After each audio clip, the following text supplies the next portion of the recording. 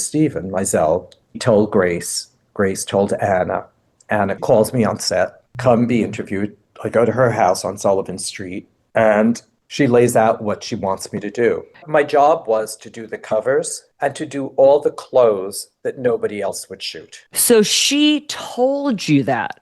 Uh-huh. Grace can do anything. Camilla could have done anything specific. Yeah. They didn't want to. And nobody wanted to photograph celebrities. No. I didn't want to photograph celebrities because it's a whole other thing. Yeah. And it says, do you want to shoot couture? I said, I don't really care. She goes, good, because Grace always shoots it. So you're not going to get it. So I said, fine. Then she said, do you need to go to Europe? I said, no, I don't need to go. Very happy being home. Yeah. So Anna tells me those are my jobs, to do the clothes nobody wants to shoot, mostly the advertisers, and all the covers and celebrities. And then she tells me I shouldn't listen to anybody. So she said, don't listen to anybody. I had a very, very nice relationship with Anna. She was so nice. I'm Jill Demling, and this is Going Rogue. Today's guest is Paul Cavaco, the invisible hand behind some of fashion's most iconic images. For 4 decades, Paul helped shape the visual language of American fashion magazines, from Harper's Bazaar to Vogue to Allure, working alongside legends like Avedon, Meisel, and Leibovitz. He believes style isn't about trends, it's about subtext, that fashion is a language, and that at its core, this industry is commerce that sometimes becomes art. From the Bronx to Vogue, Paul's career proves the most powerful work often comes from staying just out of frame. This is Paul Cavaco, Going Rogue. To see the images we discussed today, head to our Instagram, goingrogue.podcast, or our website, goingroguepodcast.com. And if you're enjoying these conversations, please rate, review, and subscribe wherever you listen. It helps more people find the show and keeps these stories alive. Hi. See your name. I just don't hear you. Okay. It says Paul Cavaco. Can you hear me, though? Yes, I can hear you. Why doesn't it show me? But it says Cavaco with a B. Oh, that's fine. Here I am. Hi. Hi, that's the original spelling of my name, believe it or not. Oh, I believe it. It keeps showing up in weird places. That's so funny. Yeah, no, it's just weird. I don't know why it keeps turning up. Sorry, I'm walking you through my house. No worries. I just looked on my texts because a lot of times when I put names in my contacts, they're just not spelled right. And I don't care. So sometimes the V and the B are right next to each other. Exactly. So I have Edward's assistant for Dina Giannini, who's not been Edward's assistant forever. My daughter always tells me if I can't get on, something happens, she'll always say, it's the user, not the device. Exactly. Which actually was very helpful because whenever I get stuck, I just try to power through it. Right. And ordinarily, I'd just be like pissed off and just say, I'm old. You're lucky I can even get on the computer, let alone use it as often as I do. Right? Yeah. I mean, you're not old yet, so, but. I'm 50. I'm almost 52. And all I do is sit in my apartment and learn about other people's interesting lives. So crazy. I have so much information because of the amount of research I do. I like know so many details about 25 people. You know what I mean? So funny. Okay, here. Yeah, but it's been fascinating. Okay, so we're ready. Okay. Paul Cavaco, the invisible hand behind fashion's greatest images. Thank you so much for doing this, first of all, on a weekend. Thank you for having me on, Jill. It's so much fun to see you. My gosh. It's been I know. So long. I know. It's like going through the timeline, I guess I never booked for you. So I was. When you were still with Anna. Yeah. You had just started, actually. But I feel like I knew you well. I think because everyone came into my office and spoke. So all of you that were of a certain age. Yes. Because who was my assistant when you were there? Was it Joanna? Jacovini? Oh, I don't know. You're asking me. I think it was Gigi, probably. But I had the office. I had the right next to Anna. I had the office, but I went back to that office. Okay. I had the office originally next to Anna. Then when the PR person left, I got this really big office next to Grace. Oh. Because he had an office for his two assistants. And then he had a little Right. office for himself, like right behind it. So it was Joanna and I, my Okay. assistant. Yeah. And then the other desk became Brana, because she was there before she went to Bazaar. So she was there, and she would come in, because she didn't come in every day. So she would just pop in, and Joanna used to be her assistant. So Because I don't think I overlapped with Brana. you didn't. Right. Because, yeah, I couldn't even pick her out of a crowd Because of two, to be honest. Kate? Did you come after Kate Young? I came after Melissa Skoog. Okay. So summer of 1998. No, you couldn't have. I was gone. Wasn't I gone? Oh, no, I left 99. 99. Yeah. That's right. I left 99. I'm like, Yeah. I can tell you when you're gone. Yeah, so I left 99. I overlapped with Tawny for like a month. Or 2 Yes, months. because I remember calling in Tawny for her interview and going to get her in the lobby. So it's funny. Yeah, so funny. Okay. So you've created some of the most memorable images in fashion history. During your legendary run at Vogue, you and Stephen Meisel dominated the covers for years, creating an unprecedented visual language that defined the era. You've worked with every legendary photographer, Avedon, Meisel, Weber, Penn, Lindbergh, Testino, and styled everyone from Kate Moss to Oprah. Your influence on fashion imagery is undeniable, yet you've mastered the art of letting the work speak for itself. So before we dive into your story, I want to set the tone with what I'll call Cavaco's code, the fundamental truths that explain your vision so perfectly. These are your quotes. I'm very interested in people not seeing me, which is why fashion was perfect. I was behind the scenes. I never think about style. I think about subtext. Clothes are a language, and you have to learn the language. To me, it's commerce. We're doing commerce. It may be that we've done it, and it is artful, and it becomes art, but our job is commerce. There's a difference between taking pictures and making images. You may not have to do everything, but you should be able to.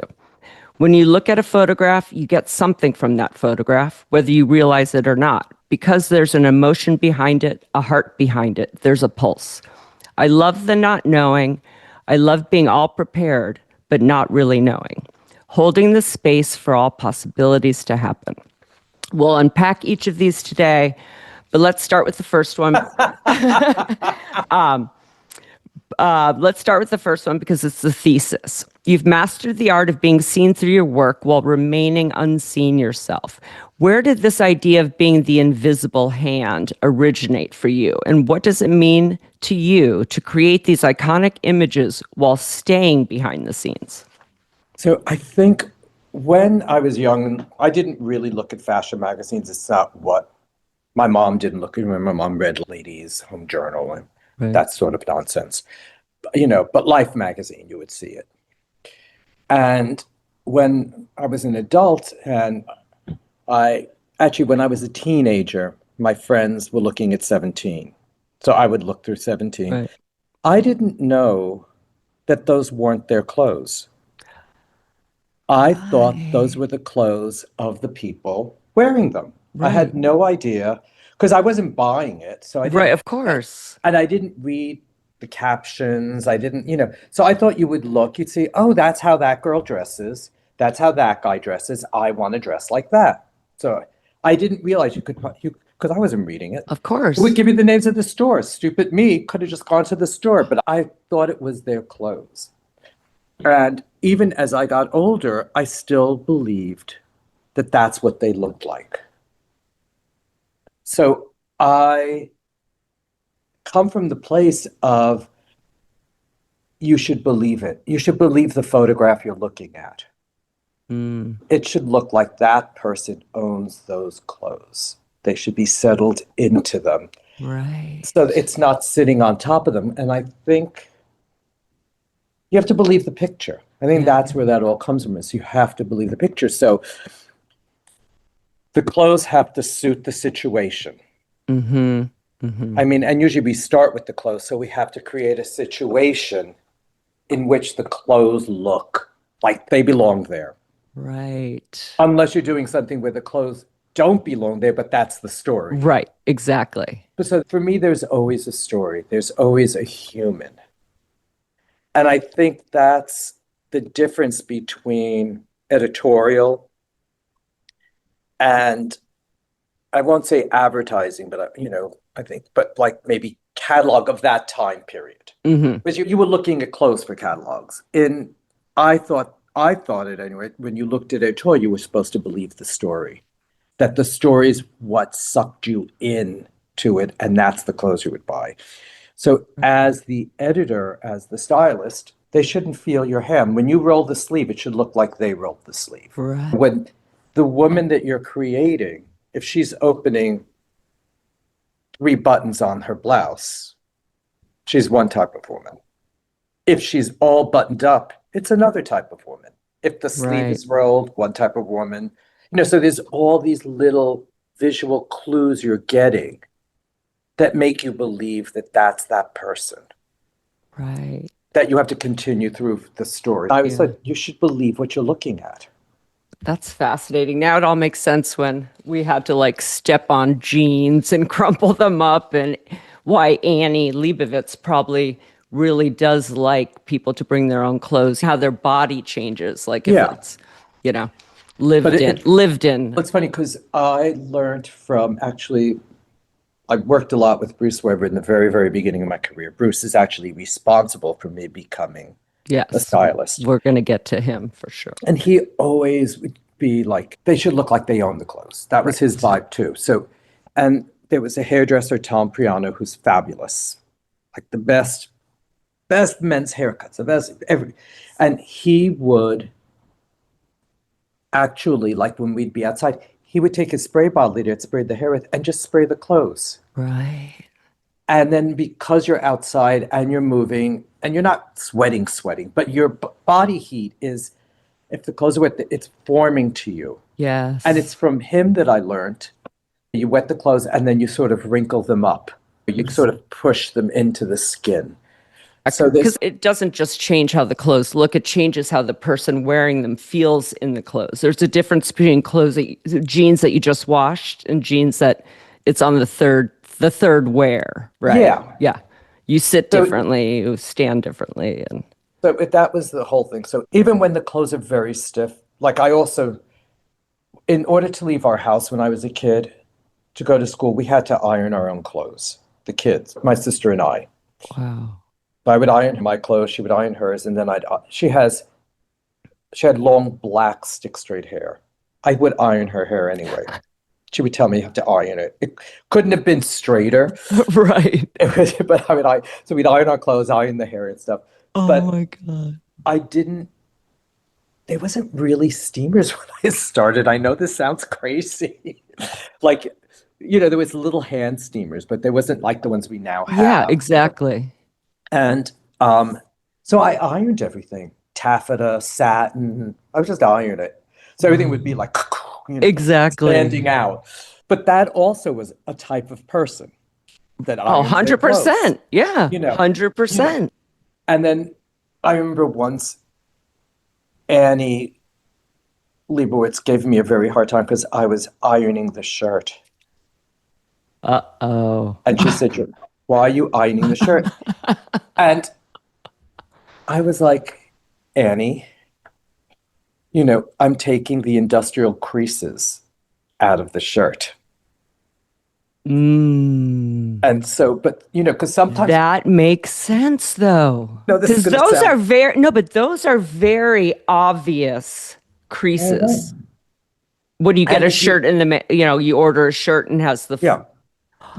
The square. And also, when you iron the shirt, you have to make sure that you don't, because you iron it flat. So it sometimes leaves a crease on you have to Yeah. pull that, you have to iron that crease out. yeah. Oh my So there's, God.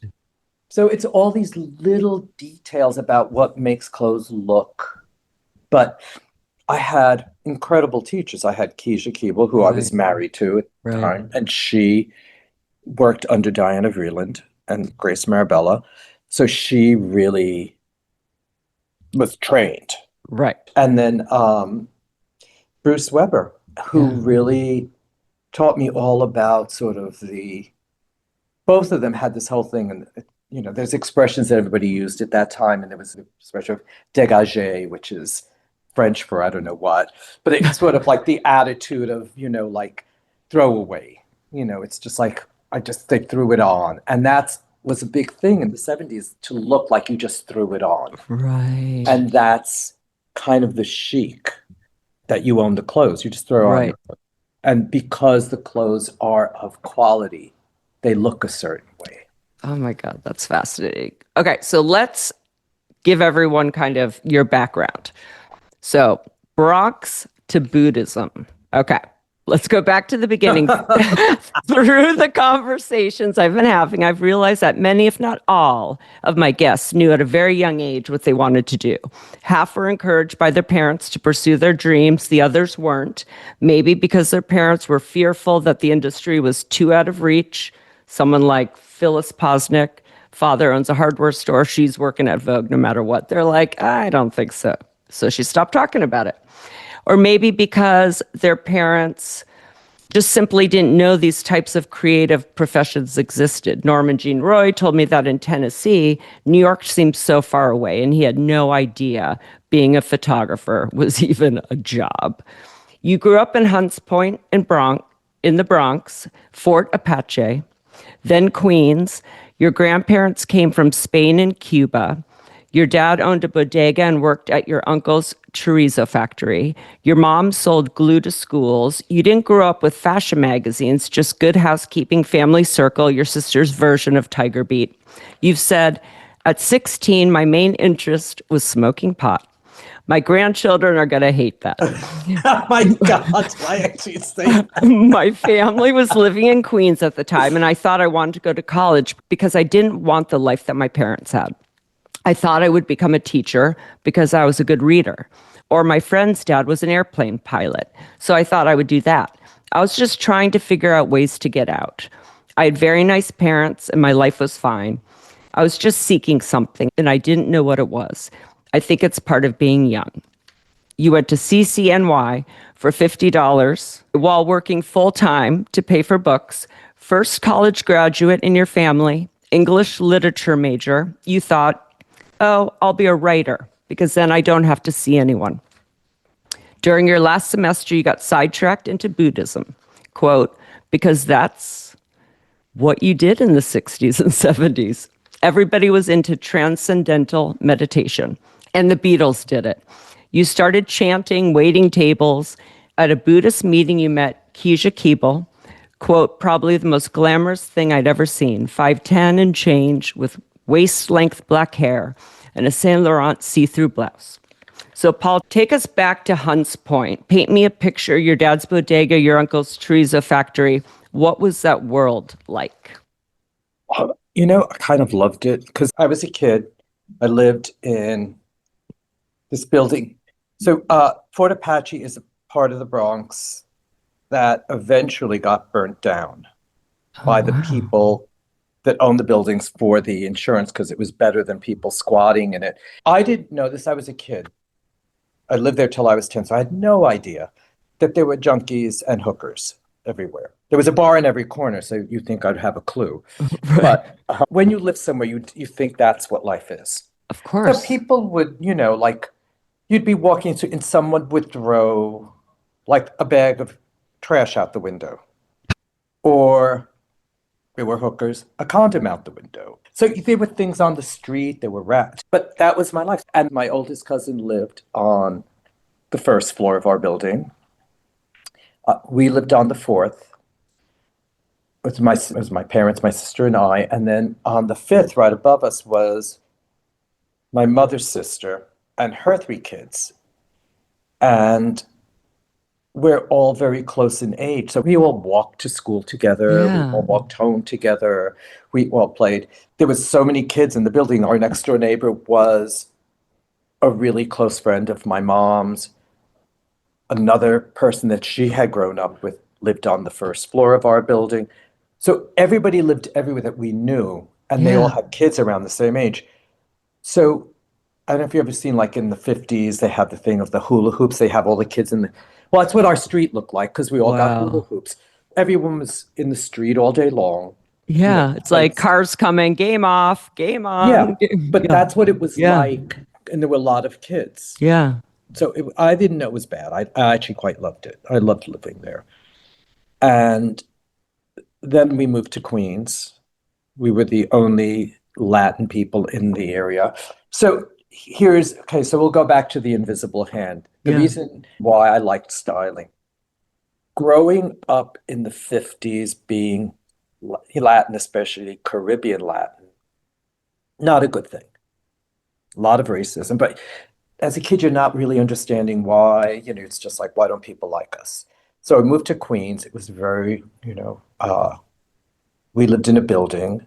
Most people lived in private homes or two-family houses. We lived in a building. So already you're separate. We speak like we're from the Bronx.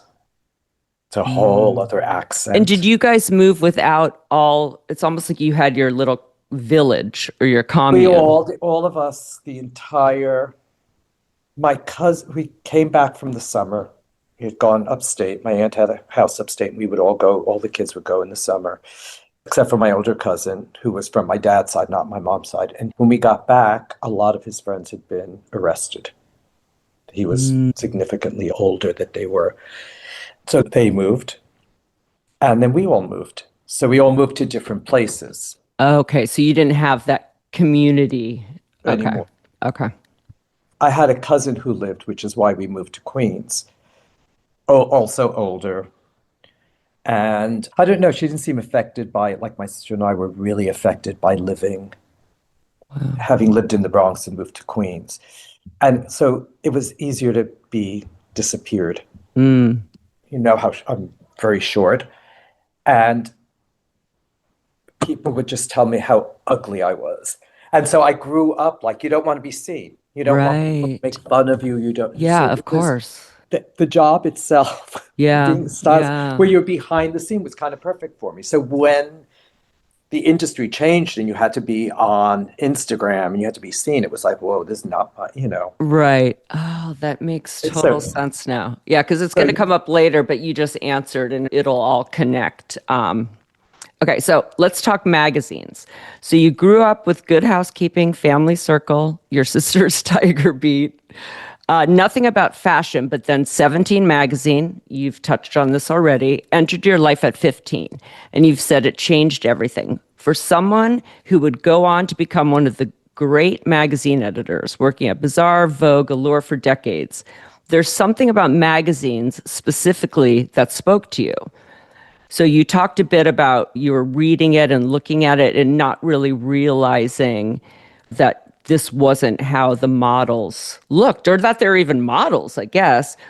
What was it about that magazine format that showed you another world, or how did you?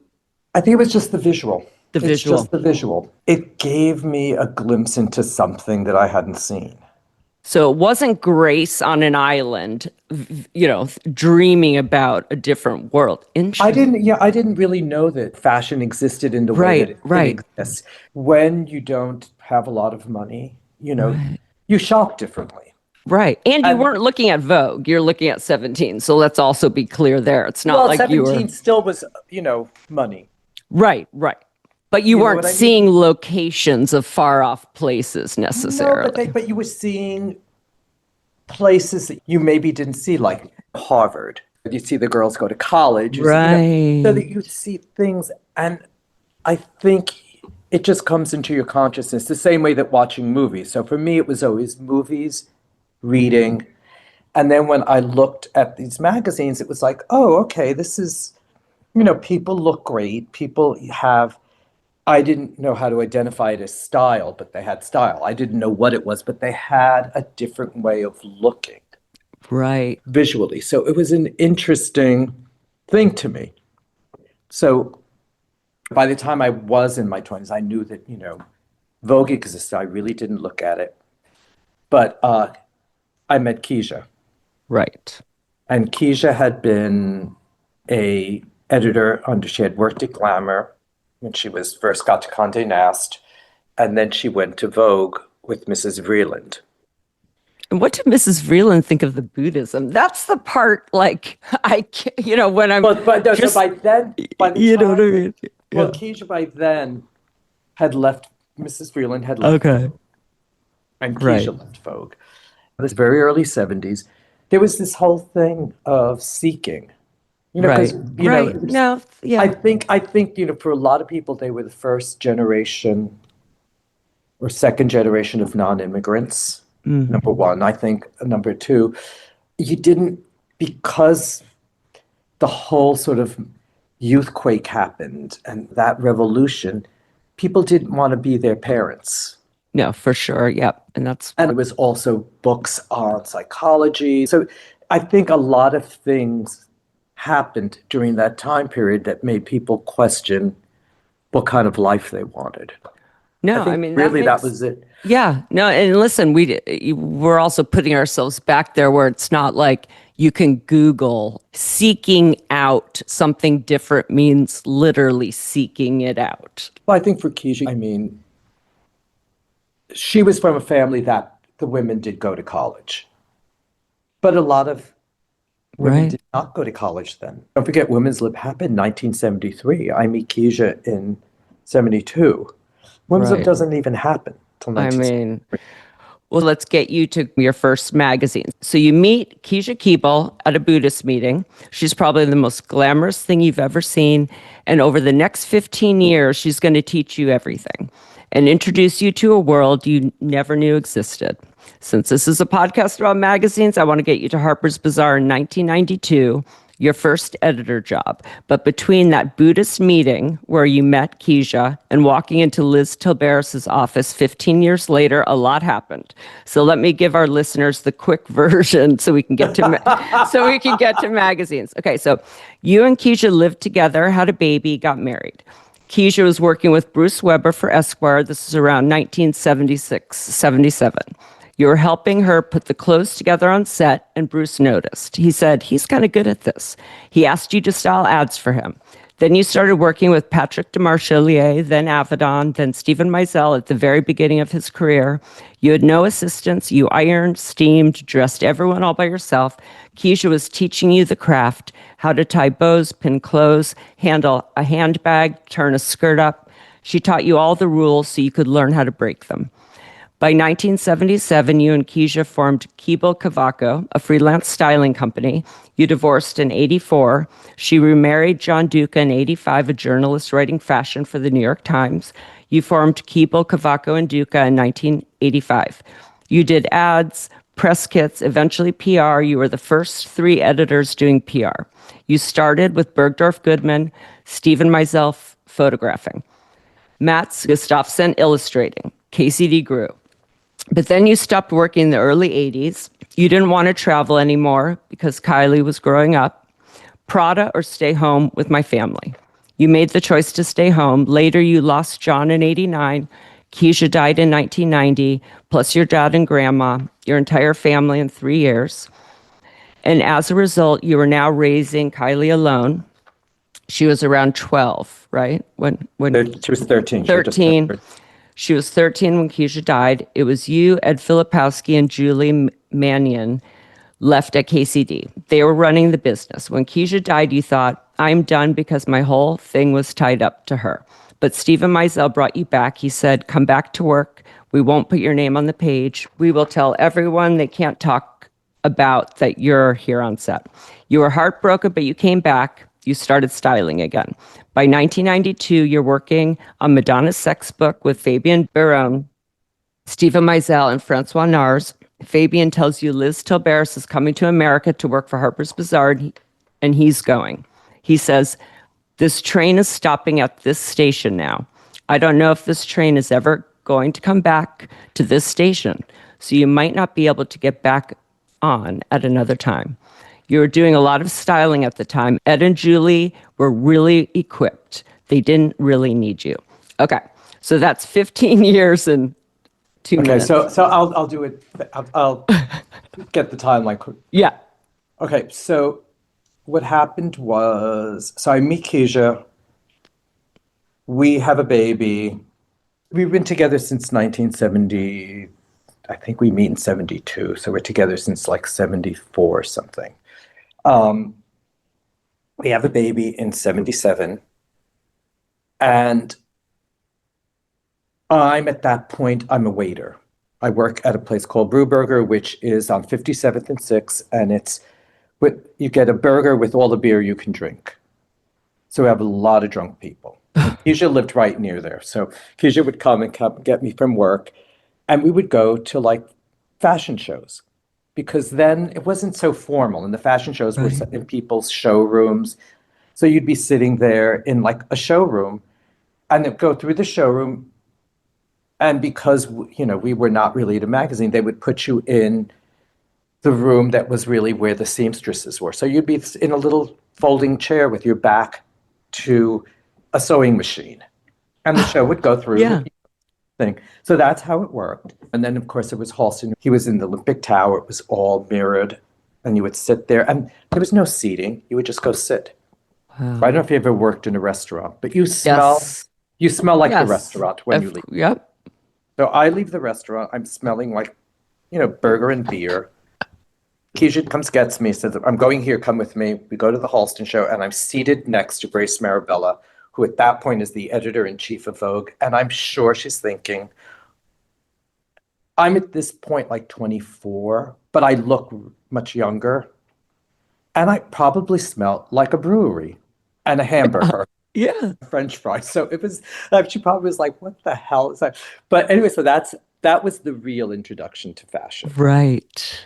And then I didn't know what to do, so I thought I'd become a writer. And Keisha was like, well, if you're going to be a writer for a magazine, you need to have like, you know, a thing that you're doing. Like either you write about politics, you write about fashion, you write. So I thought A she knows beat. about Yeah. fashion.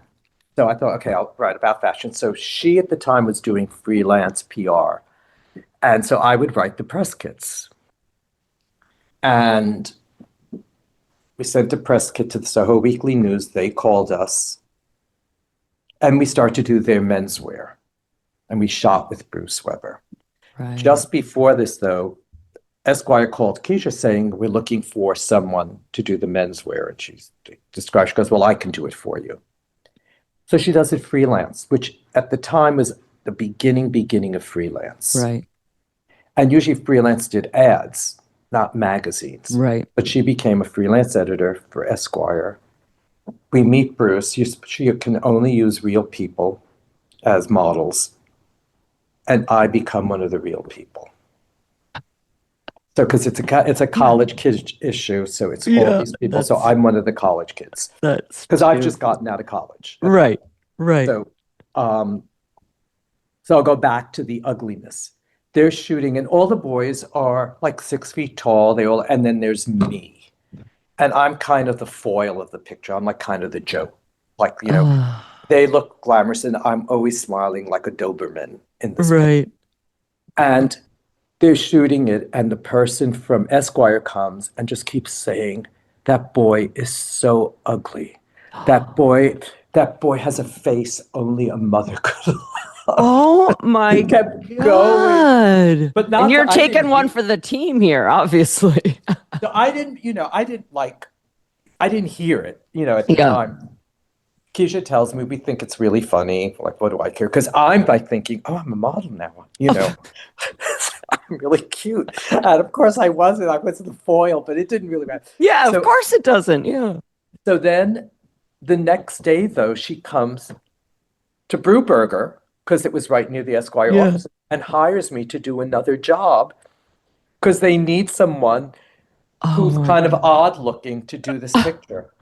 I got paid like $100 or something. I didn't make $100 in a week. I was like, yes. Yeah. Yes. I was thrilled. Think I'm ugly all you want. But, yeah, exactly. So for me, it was always, that's the first time, I didn't hide. Right.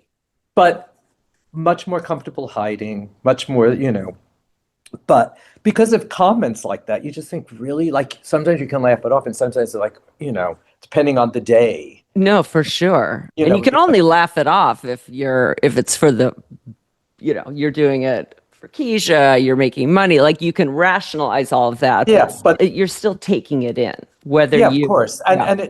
And it's feeding that Yes, neurosis, exactly. whatever Yep. your, Yep. damages, whatever the Exactly. trauma is. Anyway, but so we did that. Bruce asked me to do some ads, and then Keisha and I started a styling company called Cavaco. I used to do catalogs with Patrick DeMarchelier, Alex Chatelain. We did all these things. Then I started to do ads. I did ads with Bruce all throughout this. Yeah. So I did a lot of things. I couldn't even pronounce the thing. There was a thing called Grosvenor Furs. I called it Gross Governor because it's the way it's written. I was like, I didn't know anything. But when we would do like the catalogs, the clothes would come, we'd put them on a rack, and we'd go through them. And Keisha would show me how you tie a bow, how you hold a purse. Like if you're going to pull the skirt up, this is how you do. This is how you flip the hand. It's all these things that at Vogue she learned, Right. and it's things also she's brought up in a very sort of well-heeled household. So she understood clothes and loved, she loved shoots. She was such a great editor. And from her, I learned how to be in a studio, Right. how to be the person that kind of holds the space for things to happen. Like she would say, I can imagine what the hair is going to be, but if I describe it to the hairdresser, they're going to do it 10 times better than I imagined it. Right. So her whole thing was you could discuss things, but everyone had to have their head to be able to do what they wanted. See, that is honestly, Phyllis Posnick, when I had her on, said it took her a while to get to the place where she could, and that's Keisha's quote, and this way of thinking is much more well thought out than Phyllis saying, I just needed to give them their time. Like she would be watching the hair thinking, you're not doing it how I told you I wanted it. But she had to learn to have patience to let them, because it either turned out better than she had thought, or it's different, but that's exactly what the hair should have been, but to come into the industry with that sensibility of giving space is so amazing for everyone else on set with you to have. I think, my success was really based on the ability to collaborate and the ability to trust. We both worked for Anna. Right. And the great thing about working for Anna for me was I was not micromanaged. Right. Anna never asked to see my Polaroids. I would show her the clothes. She didn't ask me what shoe I was going to put with it. No, right. She didn't ask me what jewelry. She didn't ask any. She looked at the clothes, the main thing that we were doing, and then the rest of the expression was up to me because the shoe changes something. All the accessories change something, or the lack of accessories change something. And she would allow us to do what we did. And the same thing with Liz. Liz was a fashion editor, so she and did beautiful photographs for British Vogue. So she understood that. But I think I was brought up that way, where you allow people to be inspired. And if I said something to you about, like, whoever it was, the hairdresser, the makeup, I'd say, this is the vibe. Blah, blah, blah. I'm talking to someone, number one, who probably not the same age, probably not even from the same country. Absolutely. Not maybe the same gender. So there's so many variables. That's so true. So it goes through their filter based on who they are, what their experience in life. So the filter is different. Right. No, that's so true. We were going to do like a 60s based story, and so I'm telling them I'm the editor. The photographer is Michael Thompson, who's a fabulous, fabulous photographer, and he's from Seattle or somewhere, right? But younger, significantly younger than I am. So a whole other thing about, I lived the 60s. He saw the 60s in books. And Right. then I had Serge Noman, who did the hair, also significantly younger, French. Right. And Dick Page, significantly younger, Right. British. Slaughterhouse. Yep. So everyone's idea of the 60s was Yes. based on what they saw mostly in magazines and Yeah. movies and stuff, but based on their country. Right. So when we did these pictures, it didn't look like my 60s or their Right. 60s. It looked like something else. But Right. it's that thing, it goes through their filter, and you have to trust the filter No, because that is so true. Well, I want to get us to Harper's, but looking back, I mean, when Fabian said this to you, I know we're skipping up to a point because fine. just to get us there, but the train is stopping. I mean, so you're at this point. That's a huge step, right? To be reaching out to Liz. And I'm just No, but it's not really. but So, okay, but so, or but just your even your headspace. well, what had happened then? Yeah, get us to this decision because it's an important one. Keisha had died at this point. Yeah. We're in the middle of the first year of it, and we're working on the sex book. So I had been shooting with Stephen Meisel, and I had stopped in 1984 when we started Keeble, Cavaco, and Duca. I had stopped shooting because people wanted to travel. Like I worked a lot with Bruce. He was always traveling to this, where it was warm so he could shoot. So there Right. was that, and he was really, I mean, he does studio, but it's not. And I worked a lot with Avedon and photographer Bill King, who was a Spanish. And I was just, I don't know, I had reached my point of not wanting to. And Kylie was little. Yeah. And I thought either I'm going to watch her grow up, or in order to do the career, you have to do a certain amount of traveling. And I Right. just didn't really want to travel with that consistency. So I stopped. And I had worked a lot with Stephen at this point. Stephen was still a baby photographer, but, as he is, brilliant. So I stopped styling, and we did PR, and I did the styling for the ads. Keisha and I would do the styling for the Yeah. ads that we were doing and the press kits and Right. stuff, fashion shows, but all New York based. So I could Right. be home. And, but I had stopped styling. And then Stephen said to me, I have to do an ad. Why don't you do it with me? Or we were doing Père Louis and Lay magazine, which was like Italian glamour and Italian. It was like Italian GQ for younger guys, was called Père Louis, which means for him, I guess. And Yeah. so he said, but we won't put your name on the pages. We won't. And what was that part? Was that because you didn't want to be I didn't now want people inundated? Yeah, calling you to get back. Yeah. because I had told everyone I was going to Yes. stop Okay. doing, and then like Bruce was kind of annoyed at me that I had stopped. Yeah. Right. I just didn't want anyone to be already angry at me because they already were. Right. Right. But and there wasn't at that time. There wasn't a lot of freelance stylists.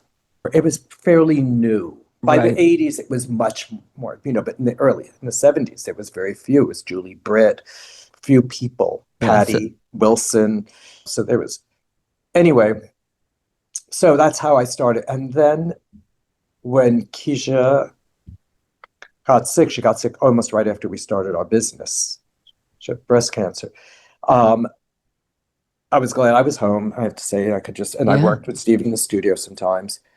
But then she died, and I had to work a lot. I had debts to pay because at that time you couldn't be insured if you had a pre-existing condition.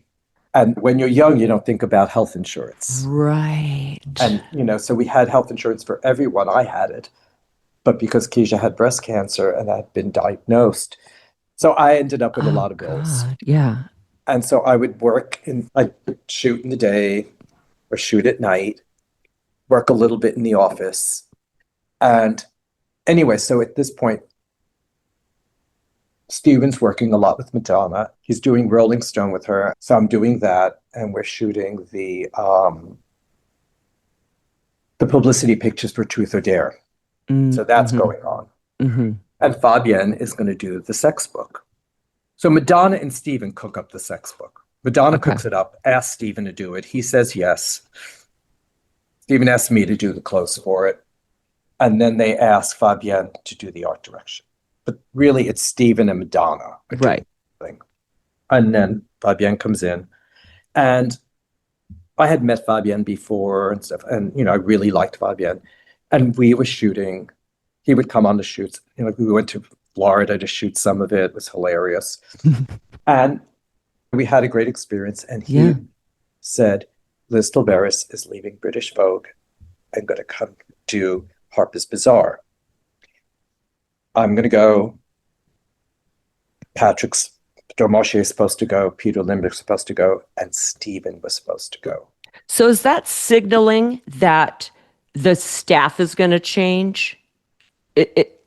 Is that or looking ahead and saying she's going to probably hire her own? Okay, so, okay. Yeah, we thought she would hire her own. Okay, it's not like there was obviously, because you're just assuming that changeover is going to create. Fabienne said, I didn't really know. Fabienne said you should come and do that. So I called Liz up and I said, I want to be your fashion director. I knew Liz because we worked with Patrick Domarche and Alex Chatelet. But they worked for British Vogue and I did ads with them. And Liz and I actually shared, I would get clothes for my booking and she would have her clothes and she would leave pieces for me to shoot and then I would leave. Oh my God. So I knew Liz, we had dinners together and stuff. Okay. So that made sense. So I did know her, and she, I know you never met her. Was the warmest, sweetest, kindest, funniest person. I mean, through these conversations, I've learned that about her and a lot more. It's pretty amazing, Yeah, no, she was an angel from, she was brilliant. So I called her, I said, I want to be your fashion director. And she was like, oh my God, I have an ask out already. And, if they take it. So the person ended up not taking it. So she called me and said, do you want to do this? And I said, yes. So then she called me a few days later and said, Paul Wilmot, who had been at Calvin, said that Tani wanted to leave and would she consider Tani as a fashion director? So Liz called me and said, would you be upset if there were two of you? She said, I'm thinking of asking Tani Goodman. And I was like, no, I love Tani. So two things are operating for me. One, I love Tani. The other thing is I want to share the burden of this. Right. So if we go down in flames, I want to go down with someone. I don't want to go alone as the sole thing. Right. So and just work-wise too, I guess, in a sense, there's just something, especially you're a single dad. It's not, you've taken... you need to have some flexibility there too. Thank God it was Liz who was the boss and not Anna at that time, I would think, because there's definitely, I can't imagine anyone being as kind of, where are you at 6 a.m. like Anna was, but just kind of a soft entree into... It was like soft, and Liz also had been a fashion editor, a very, very, very good fashion editor. And so I knew what she would expect from us was great photos, is all I was interested in. And so it was fine, so she said, do you want Tani, are you good with Tani? I was like, yeah, it's love. And Tani and I knew each other fairly well. Right. We were not full besties at that point. Tani and I were born exactly a year and a day apart. Oh my God, that's crazy. So I'm a year older, but I'm born she's the November 30th, I'm December. So we're very similar, but she's a November Sag, and I'm a December Sag, and they're slightly different. Yeah. They manifest slightly different. I wanted to just read a couple of these quotes. Okay, so you call Liz Tilberis, I want to be your fashion director. She responds, okay, we're telling that story. It ended up being the most fabulous years. Working there was a dream, and Tani was a dream beyond. You shared an office. They had to split you up one time because they were like, you two need to be separated. Liz was coming from British Vogue, where Anna had been her boss. There was intense competition between the two magazines. The press was watching. Liz was forming her dream team. Patrick Demarchelier, Peter Limburg, Fabian, and she wanted you and Tawny. You've said what made Liz so special to me was that she allowed her staff to do their individual thing and make their special contributions. She was extremely professional, but she was also so human. Every morning you'd go in and have a cup of coffee with her. That's how I started my day with her. A cup of coffee and a cigarette. And a cigarette. A cup of I love it. Love it. That's how I started my day with her. We'd talk about work, kids, everything. So the humanity factor between us was there all the time. I just got chills. She'd toddle through the office, come sit at your desk and talk to you about everything and anything. It was a joy. The years I worked with Liz were full of joy.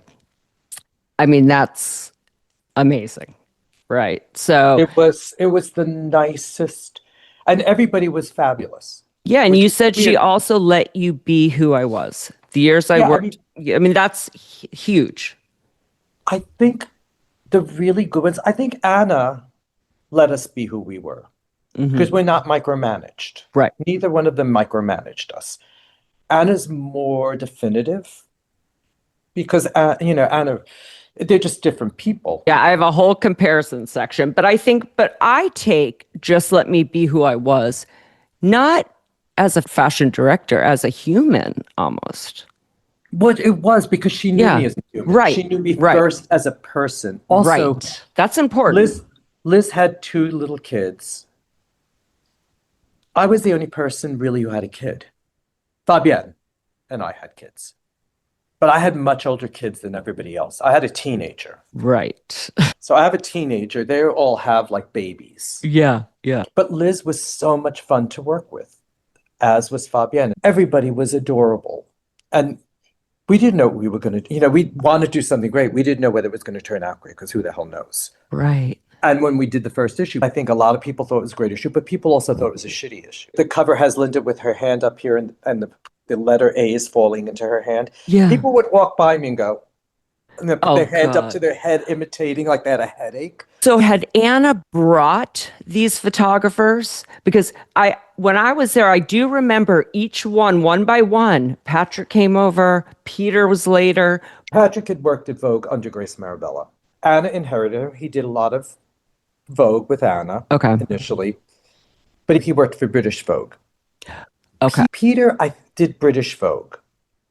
Right. But didn't really do American Vogue. Right. Yet. So he did British Vogue while Anna was there, but not American Vogue when she went over. Stephen, American Vogue. Right. British Vogue. Those were the 3 that we were supposed to get. Got it. Because they were going to come over because of Fabienne and Liz. Okay.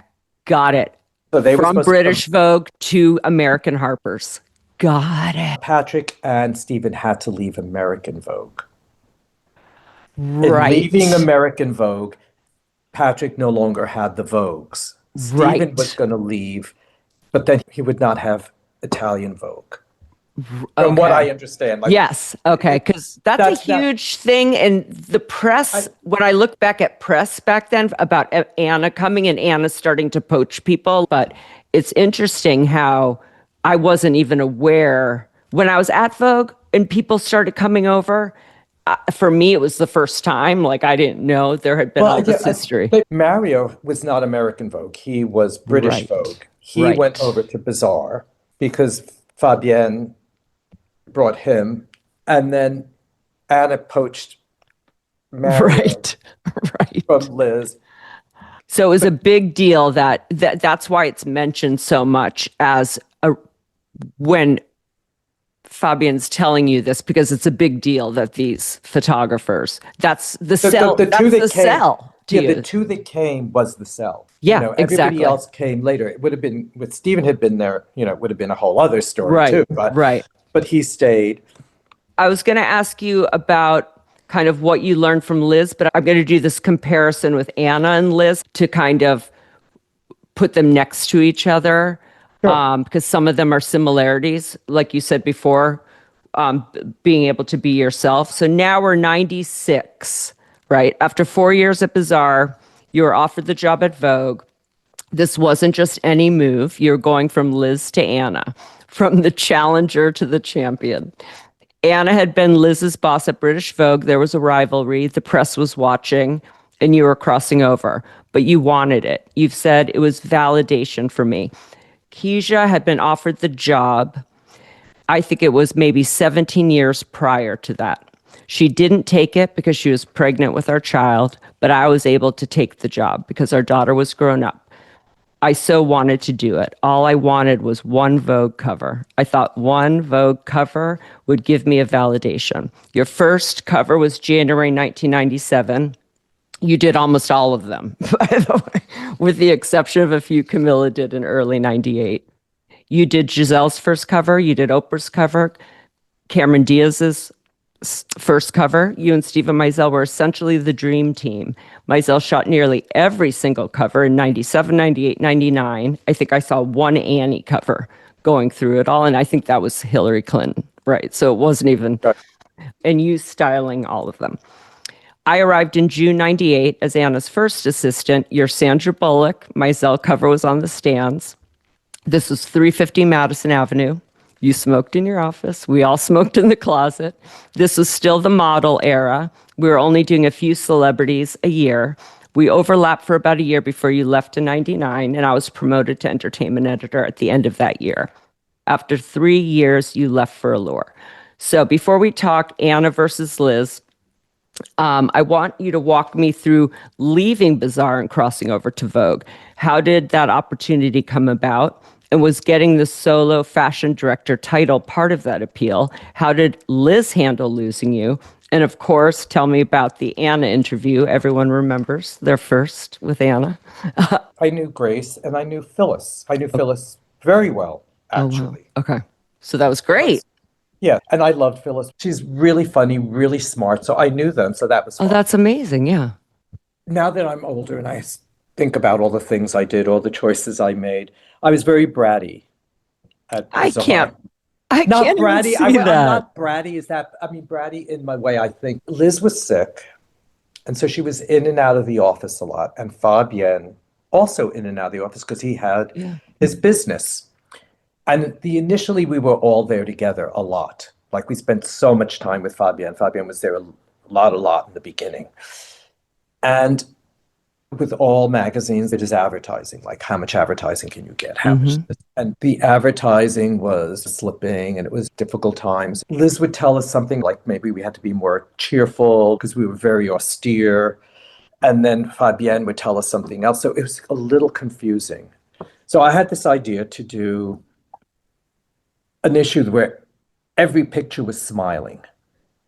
Because that's the thing. They always say that in Vogue and Bazaar, the girls weren't really smiling. So people always had a thing. Well, nobody looks happy. They all look. I can hear Anna saying that, of course. So I said, let's do the issue. Everybody, every shoot, every shot, everyone smiling.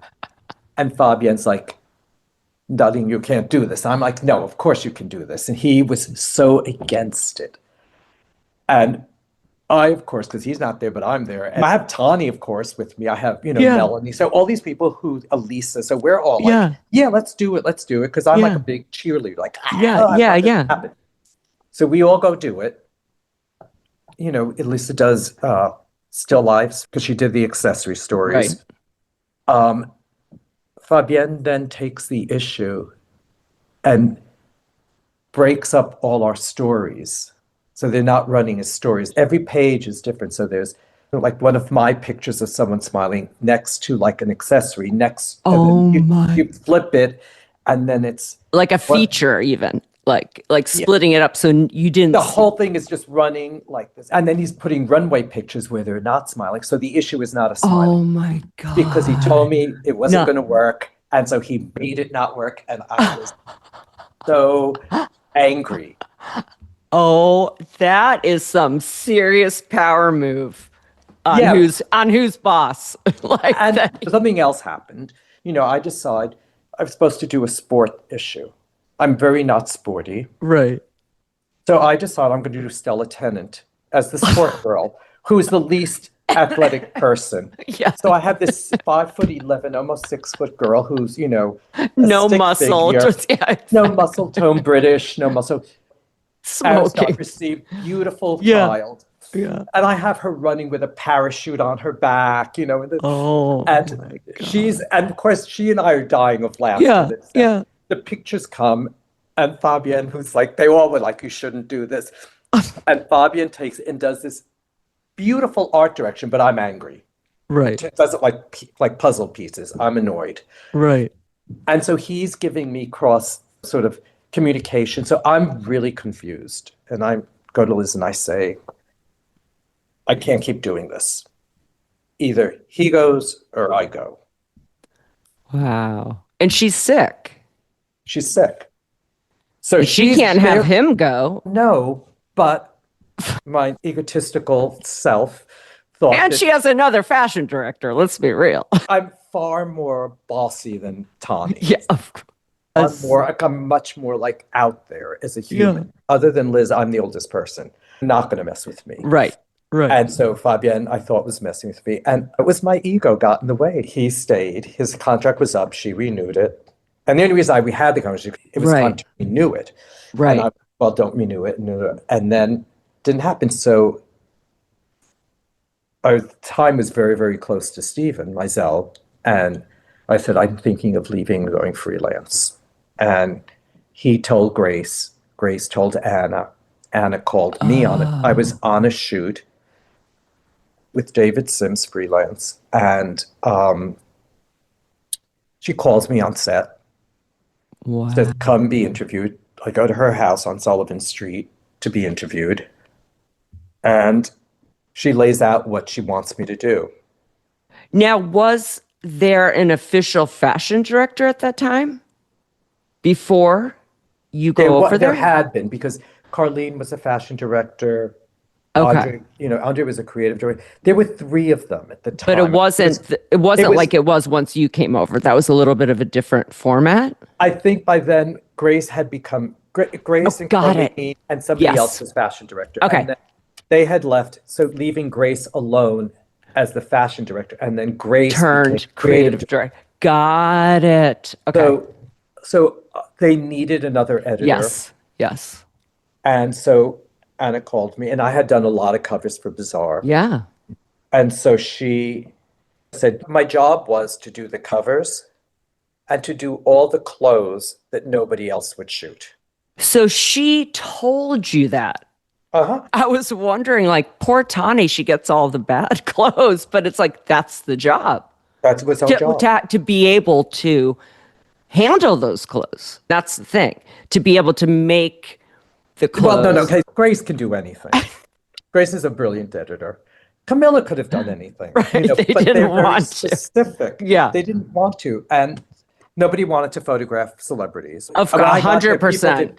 I didn't want to photograph celebrities because it's a whole other thing. Yeah, it's a whole other thing. It has nothing to do with who they are as people. It has to do with... And we weren't even doing that many at the that time. No. Right. We were just starting. Right. There always was a celebrity on a cover of Vogue every so often. Yeah, exactly. There's like 3 or 4. Yeah. Not even one a year. I mean, okay, so let's talk the Liz versus Anna. The press called it civilized warfare. I know this is going to be a long setup, but there's a lot the listener will want to know about this move. I asked AI, my best friend, to compare the office atmospheres of the 2 magazines. Here's what it said. Bazaar under Liz was kind, warm, collaborative, encouraging, and personal, a calm, elegant, supportive atmosphere that felt like a community or family. Vogue under Anna was demanding, aloof, authoritative, direct, and fast, a highly competitive and results-oriented environment. Now, I worked with Anna for 20 years, starting when I was 24. I spent more time with her than my mother, by the way, which is why I called her mom once. And honestly, Vogue was my only real office job, so I didn't realize this intensity wasn't normal. The early hours, high stress, always available, no is not an answer. But you experienced both. You've said, professionally, she was great to me. This is Anna. Personally, she was divine to me. So all of the things, the coldness, for example, I never experienced. She was warm and nice. And Anna doesn't micromanage you. If she hired you, she believed in you. If she didn't like what you did, it wasn't like she held a grudge. She wanted things done artfully. But also, I loved working with her, but she wasn't always easy. She knew what she wanted, and my head would be spinning. It was very difficult because she has very high standards, but you knew where you stood. But it wasn't just about the EICs. Guests like Brian Coates, Carla Martinez, and Tani have talked about the rack wars and how there were fundamental differences in how you actually worked. Brian told me this story about walking into the fashion closet when you were preparing a shoot and you looked up and said, he actually said this was one of the best lessons he's learned. You said, "Excuse me, who are you? I'm sorry, who asked you to come in here? Go sit down. When we need you, we'll call you." He said you were teaching him he had to earn the right to be there. Harper's editors dressed mannequin forms. Vogue editors used fit models. There was a whole different way of organizing the racks, a different protocol. Besides the culture, you already know the players. But did you feel there was a difference in how just the office was run when you started? Tani and I ran the fashion department. We actually ran it. Right. Well, I was fashion director. I didn't run the department. Do you know what I mean? Right. So it was how you wanted it. Yeah, because don't forget, we all basically came in at the same time, the same day. We all turned up at the same time, so we're all there. So you can put your flag down where you want it. And Tani and I are very good friends, but we're also very similar. So it's not the Harper's way, it's the Paul and Tani way. Well, no, basically. Well, the way the fashion department ran was. Exactly. But the whole magazine was Liz's way. So we all had that warmth. If you were not warm, you're not staying there. Right. Because it's not the vibe for you. And, right. I mean, but Liz was still from British Vogue. It's still a Vogue. And the culture of Vogue is very different. Right. And so Tani and I were doing a shoot. So we used to sit with Liz, we'd sit down at her desk and she would say something and then we'd talk about our shoots and then Tani would say something or I would say something and the other one would say, I have on my rack. I think it'd be better for your shoot. Oh, no way. And so we would trade clothes off. So when I got to Vogue. Rack wars. And I did not know. So Tani and I and all the others, we all worked in the closet because the closet's the biggest space you could have. Right. Because I don't wear the clothes. Like with men's clothes, I understand the clothes. Right. But with women's clothes, you can't tell the proportion. Right. I don't like to use a fit model because the head that comes out of the clothes. Right. So I start dressing the head. Right. Okay. I see. And so I dress what the face is. And so I don't want to see the face because that's not the face it's going to be wearing. Right. Okay. So I just put it on a generic mannequin. Right. It doesn't have a head. Right. It doesn't have hands or feet, but it has legs and arms. And I would dress the mannequin, which is something I learned from doing a show with Anna Sui. When we did her first show, she had her dress forms and she would do the dress forms and then we'd know what we wanted. And then the girl would come in and then you tweak it according to the girl. Right. Anyway, so that's how I started. And then Tani started to do it. Everyone kind of did it that way. And when we would put the clothes together, we would sit with each other. Right. I would be doing something, and then Tani would stand and go. So that's what Brian was talking about. He was like, what's all this? What's going on in here? Because he hadn't seen that before, that type of people together looking, Yeah, well, we're from the thing that we're at the same magazine and our goal is to have the magazine be successful. Right. Also, at this point, editors' names didn't used to be on the pages. You know what? That's right. So, Keisha, the first time you'll ever see someone's name appear on the page, it's Keeble Cavaco. Wow. So Keisha and Brian Bantry, when we worked for European magazines, fought for it. So when we did things, so that's the first thing you're seeing. And then you start to see them because people had freelance editors then. Right. So you'd start to see. Right. Otherwise, it's just the magazine did it. So then Right. when we went to Bazaar, Liz wanted us to put our names because that was by then the practice. And I said, I think we don't want that. We want them to think it's the magazine's point of view. Right. Right. Like, we don't want them looking at it going, Paul did a shitty sitting this month. Yes. I did a better sitting, but because then they start looking at it as this way they Absolutely. didn't know. People still Yeah, don't that know who made did what. that Tommy really did- makes sense, though. I mean, So that's how we started it. And Yeah. the minute I left Bazaar, the names went on the page. So the one shoot that I was so pissed off about ended up with my name on it. So because that's the only way you're going to share clothes, people, is if there's no names. no, I think Well, but it really, I mean, Vogue was always, I think it's the nature. Vogue was the same. they were going to do it no matter what. It was the same in the 70s. Keisha telling me a story about how she had put together a shoot. She then comes into work and all the accessories are gone. And someone took them.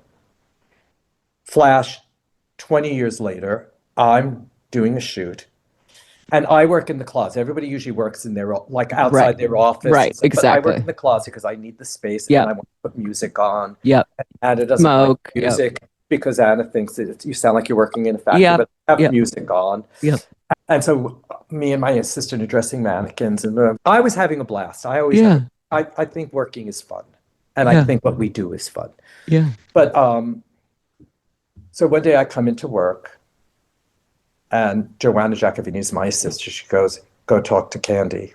So I go to Candy Pratt's Price, and I had asked for these hats that look like clouds from Yoji for my shoot. And Candy said to me when I called in the stuff, she goes, "You have to put those in your closet and lock it." And I said, "No." She said, "Someone's going to take them." I said, "No one's going to take them. They're mine. You called them in for me. They're on my thing. Yeah. They're mine." I come in. Candy says, "Someone's taken the hats." I then get a phone call from the editor saying, "I'm shooting with Mr. Penn and I needed something." And they were there. So I took them. Oh my God. So it was like, okay, now I get it. Yep. Now I get what's going on here. Yeah. So that was, So Anna told me two things. So I go to you asked about the interview with Anna. Yeah, So I go yeah. for my interview. She says, "Do you want to shoot couture?" I said, "I don't really care." She goes, "Good, because Grace always shoots it. So you're not going to get it." So I said, "Fine." Then she said, "Do you need to go to Europe?" I said, "No, I don't need to go. Very happy being home." Yeah. For your kid too. And she was like, well, Connie at this point is 17. Oh, So, okay. So it's okay. But the first thing I do is I get there and I'm set right off to the first selection. But so Anna tells me those are my jobs. So my job is to do the clothes nobody wants to shoot, mostly the advertisers, and all the covers and celebrities. And then she tells me that I shouldn't listen to anybody, which will come in a second important. So she said, "Don't listen to anybody." Yeah. So, she is so, and so so brilliant. What I was talking to Candy and I was talking to someone else about this. She knew everything that was going on at all times.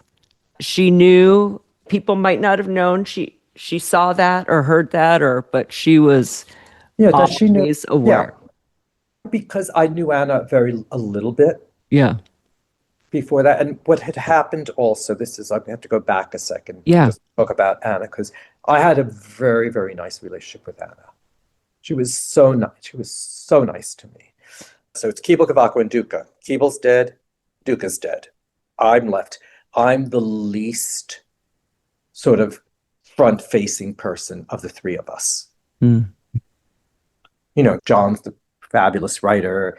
Keisha's kind of like, sort of the mastermind of it. And I'm like, whatever, I think, right?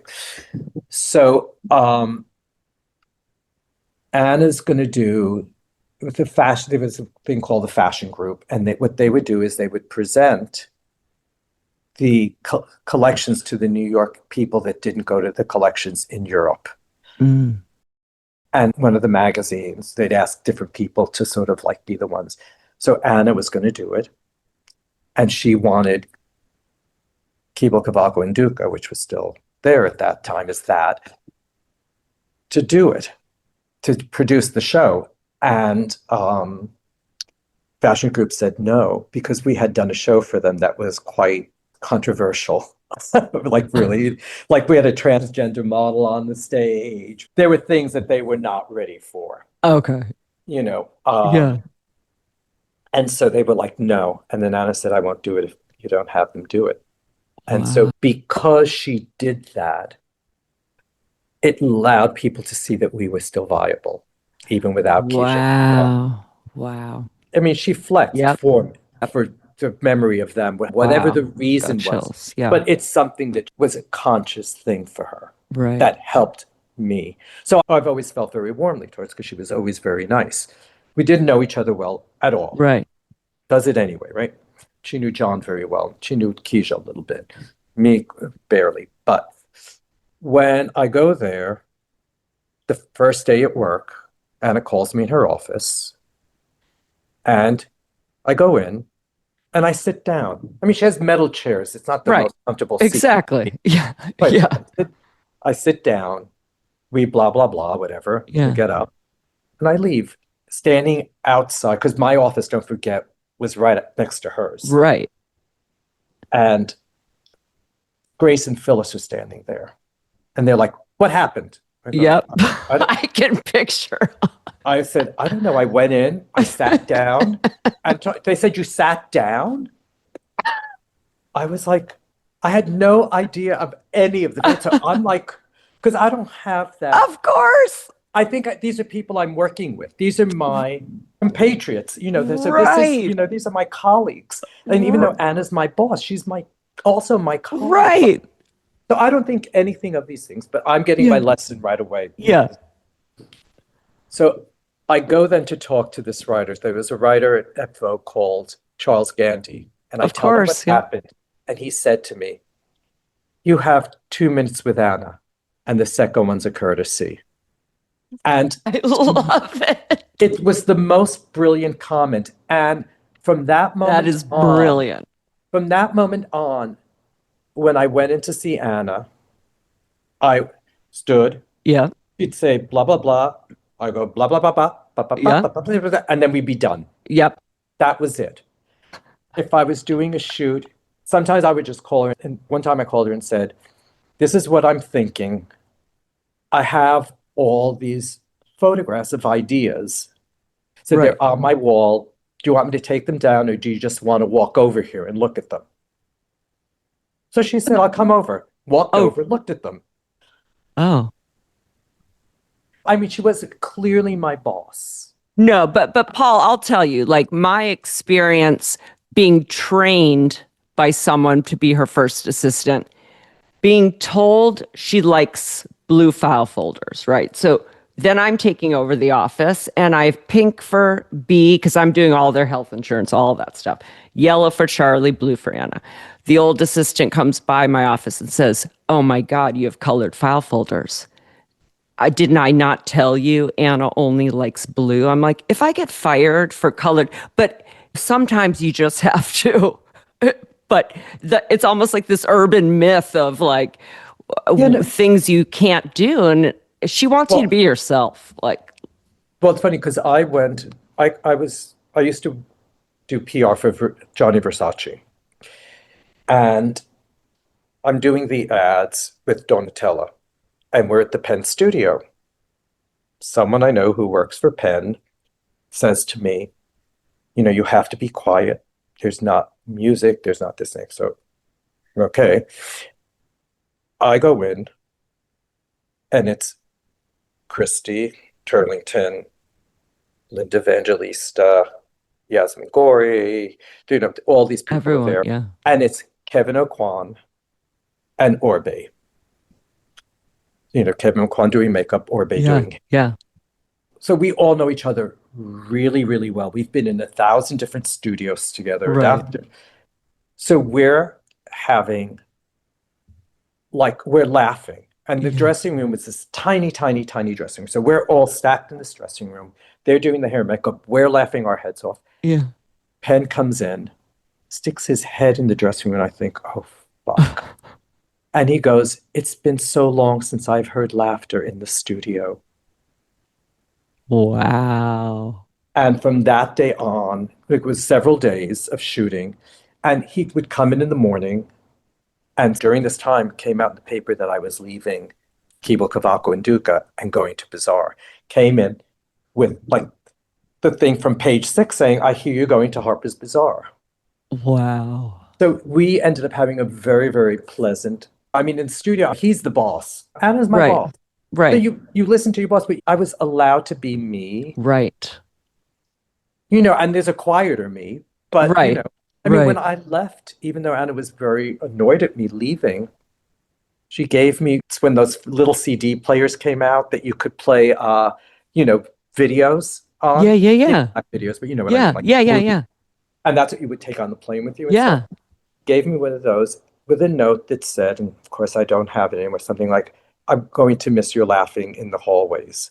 Because Wow. you know how I Yeah, thought, but that's amazing because you think it's just told to you that you're not supposed to have things that she can smell. Like Leslie Freemark goes, "I had an eating disorder because you wouldn't let me order food." But they all get passed down and you don't even know where well, and you. it morphs into something else. Yes, yes. But I got that, I thought, oh my God, I didn't know I laughed so loud. But apparently I did. I had the office next to her. But I thought everything was funny at Vogue because I couldn't believe what I was seeing half the time. Right, right. Like I would set up, because I was allowed to smoke, right? So I would smoke in my office. And at one point, my office was all the way at the end of the hall. So I could see everybody else's offices and they'd be running Right. in. So Joanna, my assistant, and I, we'd be smoking cigarettes Yeah. and I would take a rack and put it in front of the door and say, "This is our television screen. You're only allowed to look straight ahead and watch TV."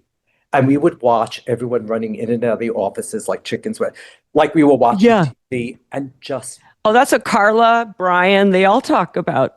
Like, we just start laughing. because they were our the heads ones off. running. Yeah. Well, no, it was, you'd see the editors going in Oh, and yeah. out. There was a lot of stuff Yeah, going no, on. it's true. And I would have to. Yeah, I so mean, I had to go get Trudy out of the bathroom. Like, if Anna wanted to see you, Anna wanted to see you. I remember Amy Astley being pregnant and Anna saying, "Is she walking backwards or something?" And I was like, no, but Vogue was fine. yeah. You know what I mean? Yeah. They would, but with Vogue was fine with Anna. Anna, I have no complaint Yeah. about it. Didn't micromanage me. I mean, Right. she'd say, "No, I don't want you to shoot that. That's fine. I won't shoot it." Or I'd say to Exactly. her, "I'm going to take it." But usually I trusted her as much as she trusted me. And that's And it. she would, I was in the car with her a lot to Yeah. go to shows. She would ask me questions because B was at that point like Right. just turning into a teenager. Yeah. And I already Yeah. had a full teenager. Like, Right. so she would ask me There's questions. connections there too. Yeah, in the end, I left because I was unhappy. And now looking back, I felt like because I thought I got the shitty clothes, which I signed on for it. So it Right. wasn't like I was getting them. I felt I wasn't expressing myself. Right. Well, there's only At- so long, and you're getting a huge title too. Yeah. Well, I had a huge job. Now I look back because I look at what Tani did. And I think Tani got infinitely better every year. It got more and more intricate and beautiful and stuff. So I thought, it's me. I realized, oh, I could have done more. I felt everyone was disappointed in me because Grace, I think, wanted me to do what I did at Bazaar. And I didn't do that. I did something different. Well, I want to talk about you and Meisel at this point because you dominated Vogue covers. When I counted them, it's amazing. Meisel shot nearly every cover and you styled all of them. So I want to know, though, at this time period, what was it about that partnership that worked so well for those Vogue covers? And now having worked at Vogue and looking through all your covers, I know Anna is very specific about what makes a Vogue cover. There was the formula, 3/4 blue sky, rarely studio. I don't even think I saw a studio in all of those covers when I was We going didn't do a through them. studio. We would do a location one, but Right, never. exactly. And then reshoots were more common than not. It wasn't until much later that she was more open to a surprise cover. But as the cover editor, what did you learn from working with Anna and Stephen about how to deliver a cover on the first try that would get the AW okay? And tell me about working with Stephen for Vogue on covers specifically. To do the covers. So we had worked together since the beginning of his Yeah. career, the very Yeah. beginning of his career. So we were used to working with each other Right. with no one watching us. No one. We did Right. ads. We did ads for everybody, and no one ever came to the studio. There was no art director. There was no nothing. There was no one doing props. It was Stephen, me. He had 2 assistants. I had no assistant. Right. He had Orbe or Francois Nars or whoever we had doing makeup. At that time, no assistant either. They had just started, right? So we were Right. used to having a very small thing and used to doing what we wanted. We get to Vogue, and it's formulaic. I come Yeah. from Bazaar where there was no formula. Right. So I got there, and I think he felt pigeonholed into doing it with the formula. Mm. And I remember the first time I did a cover, we were shooting, I think it was Amber, and she was all in like Donna Karan, all caramel color, and she was tan and she was caramel colored and blonde in that moment. And it was all like, Monica. And I was like, oh my God, she's so beautiful. And Laura Mercier was doing the makeup, and she said, beware of beauty. Because if we think it's too beautiful, it's because it needed to. And so it was just a funny thing. Yeah. Yeah. It was 3/4. Anna did make me do accessories one time on the covers, and it was on Helmut Lang, the person you should not be doing accessories on. And I was so bitter. I was like, oh God, this is going to be terrible. And it was. It was tough because it was formulaic. Right. And Stephen was then doing these Italian Vogue covers that were Right. just so loose and beautiful and Right. anything.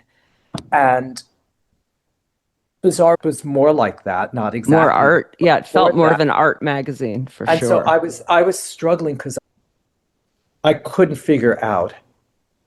Like Grace was brilliant at it, Tani was brilliant at it. I myself couldn't figure it out. I think I just started to like shut down. Yeah. And of course I blamed the magazine when in fact, now when I look back, because I've had to talk about my career, Right. when I look back, I think, oh, I was being a brat. You know what I was most surprised about? Going back through each one of those, Stella in like a windbreaker. Like, I was just so shocked at how casual. Yes, they were designer, but I never, when I was at Vogue, were they as day. But I think different time period. Yeah. We're now talking about, people are wearing slips and lingerie as clothing. Right. Outside clothing. Right. Yeah. Yeah. I know it's the time period. I People was are just not like, the people are not doing accessories, and casual clothes were done in very, very expensive fabric. So suddenly right. sport was now creeping into regular Right. dress wear. So it was a different time. It was so funny because we did the Stella cover with, I think she's wearing an orange Yes. windbreaker. Yes. The cover is barking. It's so ugly. It's dark. I mean, you had tough clothes. Like, Well, the Tani had clothes weren't much. Yeah, it's a different the thing clothes what did you had not to make work a with. statement. They were just, but it was like a pretty girl, sunlight, smile, like you said, blue sky. Yep. So in that picture, we were shooting. God's going to strike me with lightning, so be grateful you're not standing near me, which will be hit. Because, and some winter we'd go to Mar-a-Lago to shoot there. Oh my God. Because it had enough different places for us to shoot. We would fly down in the daytime, and we do like several cover tries. We do, because it was models then. So we do like 3 different models and try different covers. And so Stella was one of the girls, and she's in this windbreaker, and there's trees. The cover comes out, the trees are gone, and it's blue sky. Oh my God. And so I see Stella, I said, "Oh my God, I am so sorry. It is the ugliest cover in captivity." And she said, "I don't care. I got a Vogue cover. My Yeah. rate just went up. That's all I Wow. care about." She said, "So I don't care. Thanks."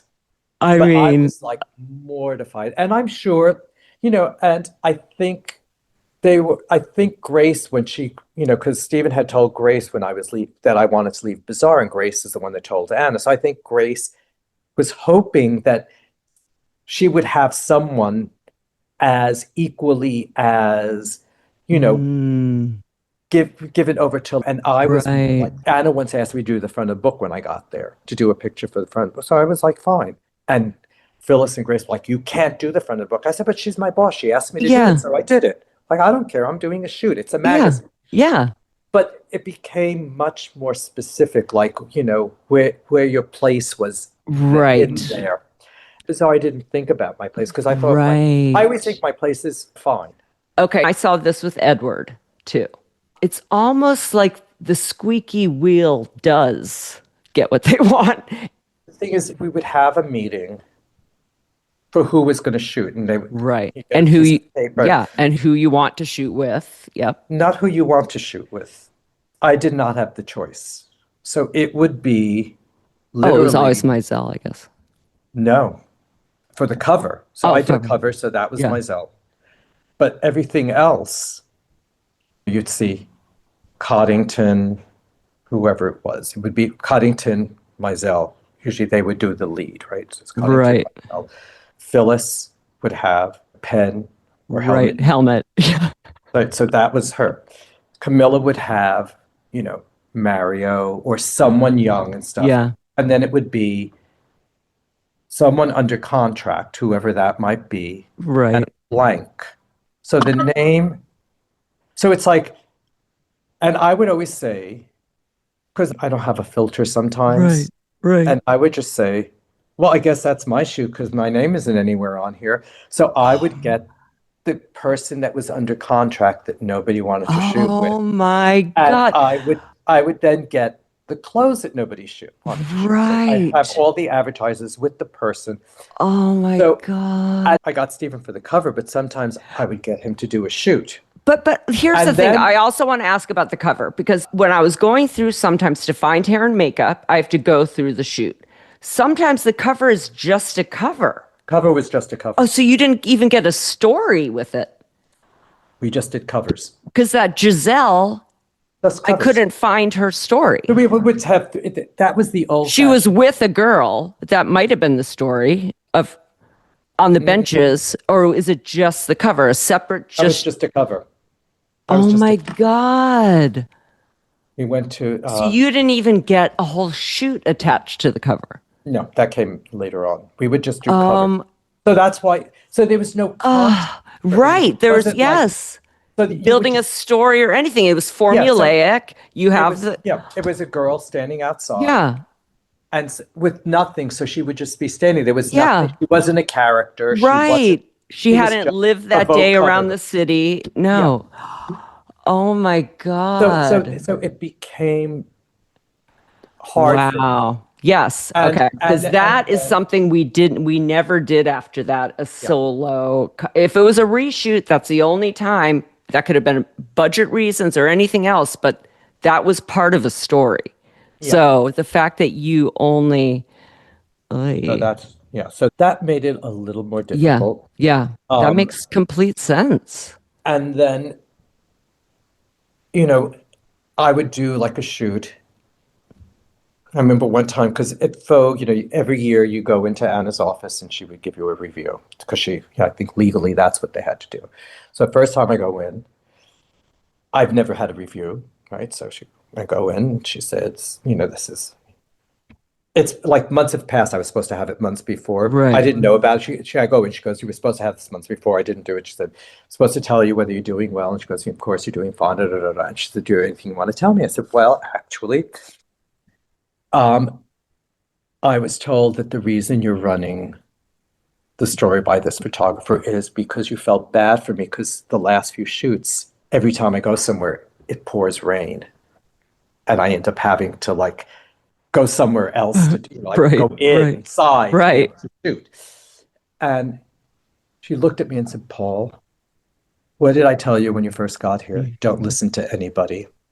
I don't Wow. run what I No. don't like. Never. I would never run it if I didn't think it was fine to put in the magazine. Yeah, she doesn't Don't let- care about people's feelings when it comes to that. It's her magazine. I just So it can't was- believe people even said that to you. Well, I had no idea because I knew everyone for so long. And I would come in and tell Joanna, my assistant, and she'd go, Paul, they're being mean to you. I go, but I've known them for years. Yeah. They're friends of mine. And she goes, Paul, they're being mean to you. And it's when I learned what frenemies were. Right. Boys don't usually have frenemies. Right. Or we're not aware of it. Like Yeah. girls are much more aware of what's going on. And so when you have a young assistant, so they're in their early 20s. Yeah. So they're still in kid time and they're really telling, like, Joanna told me what time it was every day. You know, it's like, this is what's going on. This is what they said to you. This is not nice. This is Yeah. like I learned a lot from Joanna Jacovini. Yeah. Because I didn't understand politics in that way. I'm sure I play them, but I'm not aware of it. Right. And I usually say what I'm thinking. Yeah. Unless I'm really being beat up. And I wasn't up there, but I just thought. But it's a whole thing. It's definitely. It's a different way. Yeah. Yeah. And basically all I wanted was, like I had said in that one interview, is I wanted just one cover. Right. I just wanted to know that I mean, Andre was there, but Andre really didn't do shoots. Right. During Grace Marabella's time, there was Robert Turner, who then became an interior designer, but he was one of the editors. And then I think Paul Sinclair came when Anna came and stuff, and no Latin person. Yeah. No, it's a different. And I think everyone thinks they're not the right thing. You think it's either like I'm a guy in a world where there's mostly women doing women's clothes, not men's clothes. That was the difference. I'm Latin in a world that's waspy, or had been when I started. It was very waspy. I've heard things that people have said, like, you sure he can do it? He is, after all. And it was like, Oh my God. so when I started, it was a very, very Yeah. different thing. Yeah. So I never quite felt in those places like I Yeah.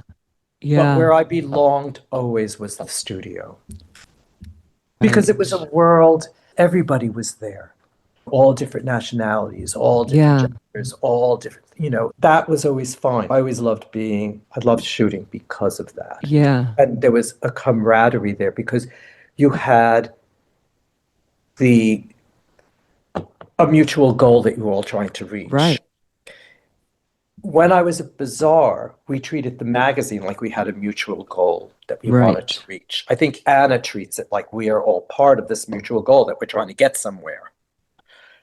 I think what happened was there was a lot of competition, Absolutely. which was Vogue. It had been that way. Tons. No, but I never understood it for me. I just didn't. Like, the best dress you get for the cover. It was obvious what was going on. If you could pry it out of someone's hand. But it was the Anna difficulty- did not get involved with that stuff. She just didn't, like, she Which is wasn't perfect. she was not going to. But then again, my whole thing that I was annoyed about was, we're shooting a cover.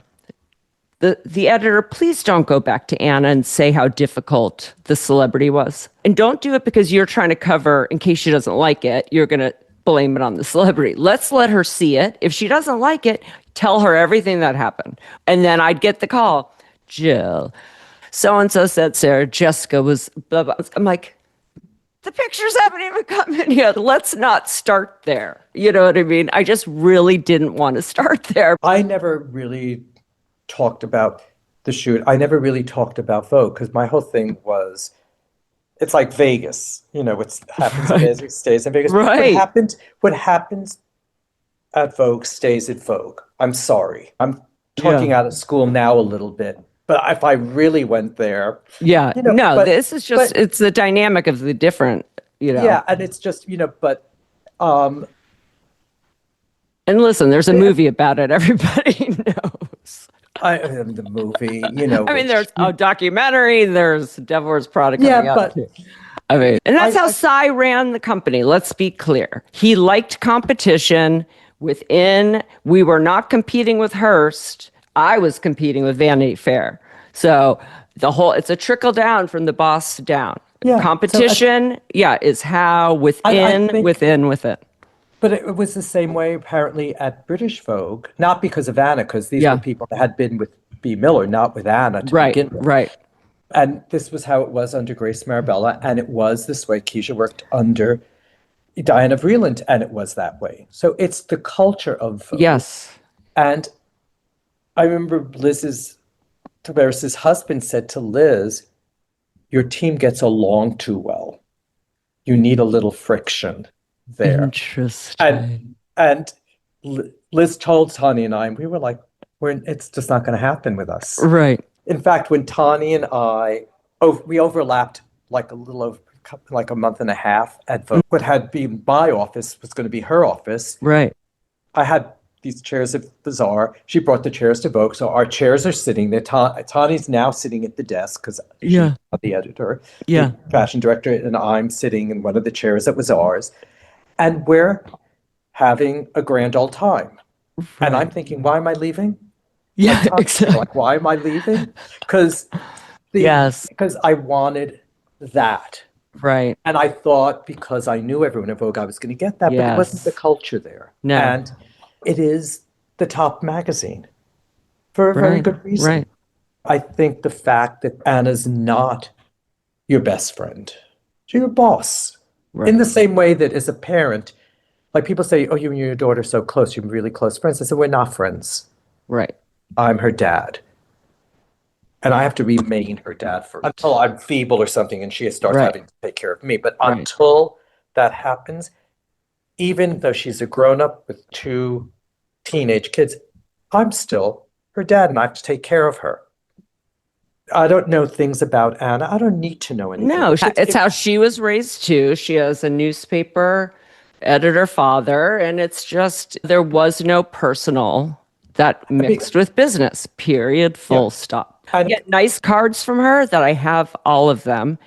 She would take on that role, a motherly role out of the office. I'd get a letter at home, and it never crossed over that way. Things like that. It was perfect. I have to say, I loved her as a boss. I did. Yeah. I mean, there were things that annoyed me, like the way she would go through the covers like in a split second and pick them. And I go, why this one, not the one next to it when her eye is actually open, Anna? Exactly.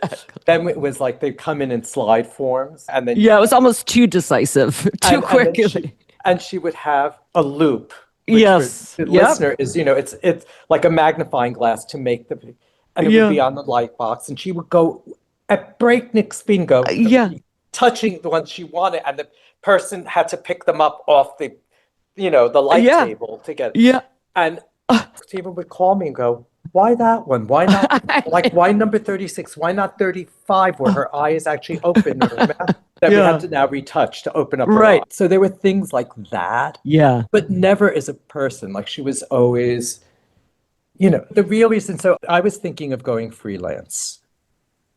And I'm going to talk about it now because we have talked about it. Linda's talked about it. But I was going to go freelance. And I think I hadn't said anything. And Polly Mellon left Allure. And Linda called me and said, what would you think about coming here? So I was like, oh, okay. So we meet. And her condition was we had to go somewhere where no one would see us. And my condition was you had to be able to smoke at the place.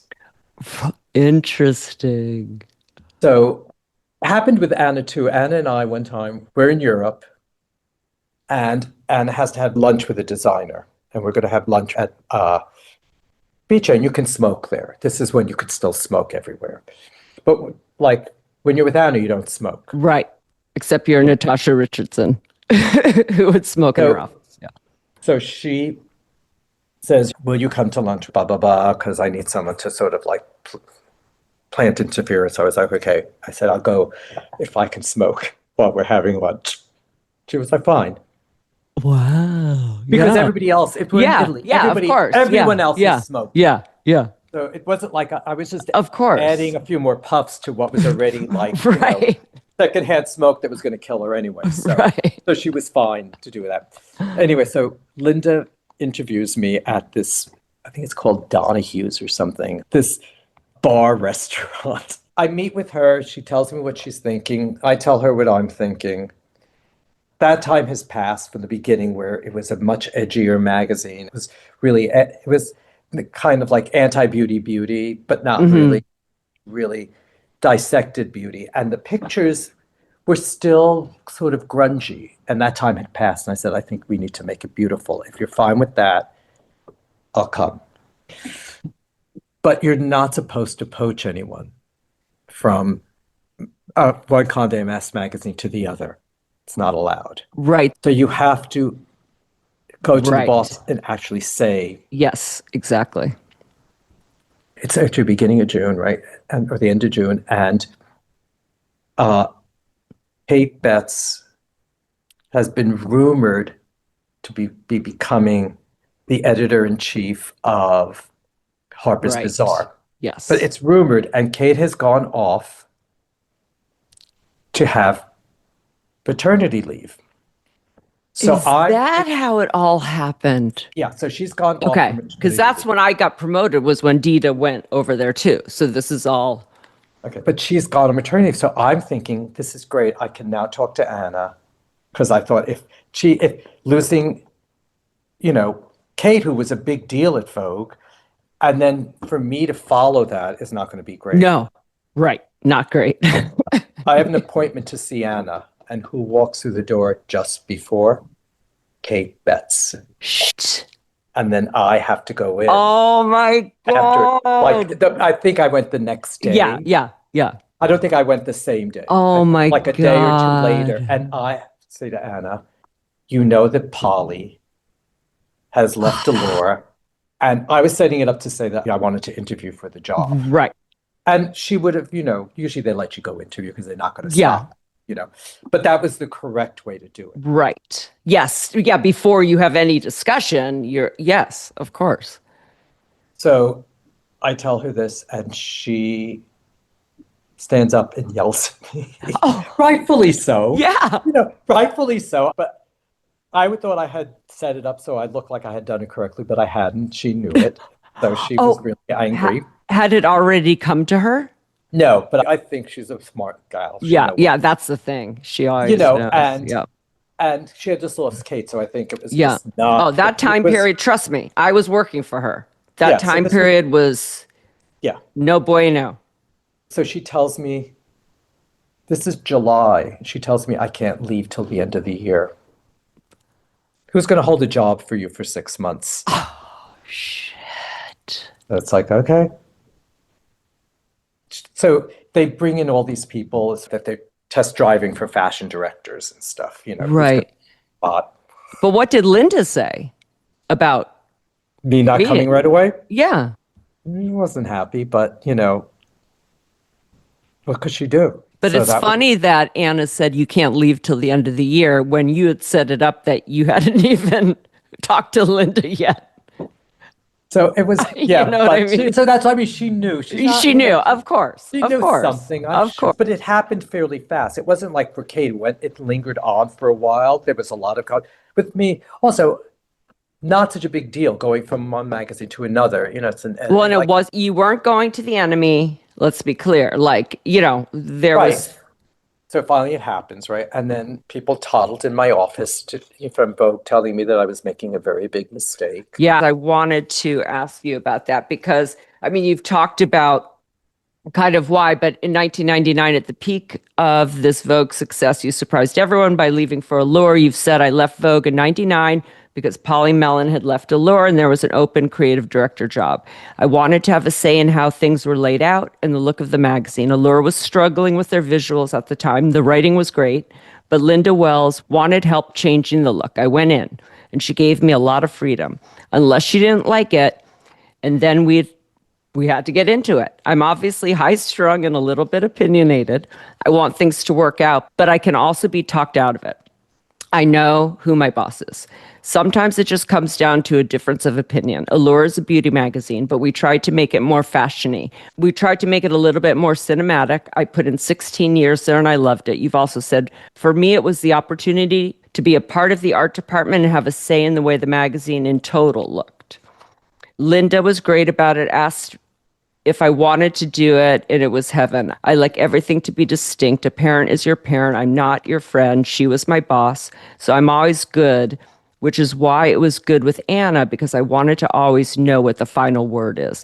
I might not always agree with the final word, but I will align with the final word. They chose covers where I wanted a different cover, but they have the last word, and I'm good to take a back seat. I mean, really. I'm good as an editor with the photographer in the lead, and I'm the second. So you stayed for 16 years. So I just wanted to kind of set the scene with some of your words about that crossover. But I was interested because you're going from, Vogue. Like, you're not going to have the same photographers, although you did at the beginning. I mean, you got a lot of photographers to shoot with you that. Well, yeah, because I think, but then the contracts were ending; they were getting rid. So I got Patrick, back. Because I was surprised at how many. I mean, you had Mario over there, like. Well, those were also Bazaar kids. They were all from right, Bazaar. right. And I had done a little bit of Mario with Vogue, but I had mostly done in Bazaar. Right. And yeah, I don't say I liked going to Allure. I liked it. I was kind of done with Vogue because I just felt I couldn't express myself, but I think at the time I was blaming the situation. I was a full-on grown-up when I worked at Vogue. I was very adult. I'm in my 40s throughout of that. So I'm an adult. Yeah. I have a child that's about to turn 20. It's not like I'm old. Right. But I'm an adult. But I'm going to use the word bratty, but I wasn't bratty. I think I got stuck and I couldn't unstick myself. Yeah. And you can't. Nobody's fault. I could blame the circumstances, but I now But you didn't know coming from where you did how important those first, what you say no to, what you don't say yes to, all those things, right? To almost set you up to go in a different direction. It's almost by playing a good employee and we're all in this together, you got stuck because it was almost but I was but that was my fault. It was really my fault because I think, I mean, I agree with you. That was all those things. But again, like my daughter always says, when I complain about I can't get on my computer, something's going on, she'll say, Dad, it's the user, not the device. Yeah. So it really was like, there was a way to work it out. And I just could not see. But I also was unhappy with sort of the way people were with each other. Yeah. No, it's tough. It's very, very tough. And for me, it's like, I want to be happy all the time. Yes. I've had enough grief in my life, as everyone has had. Yes. We've all had a lot of sorrow and stuff. And it's also, as a parent, I didn't have to work. I can choose the job. Right. But Paul, I have to say, things changed when I had a daughter in particular, and I was talking to someone, to Ned Martell about this the other day. I started hearing things that I just didn't hear before I had a kid, and then coming home when you have a child with that, there was no limit on time. You didn't leave the office and left work. The only time I didn't have a call from Anna would be Christmas Day.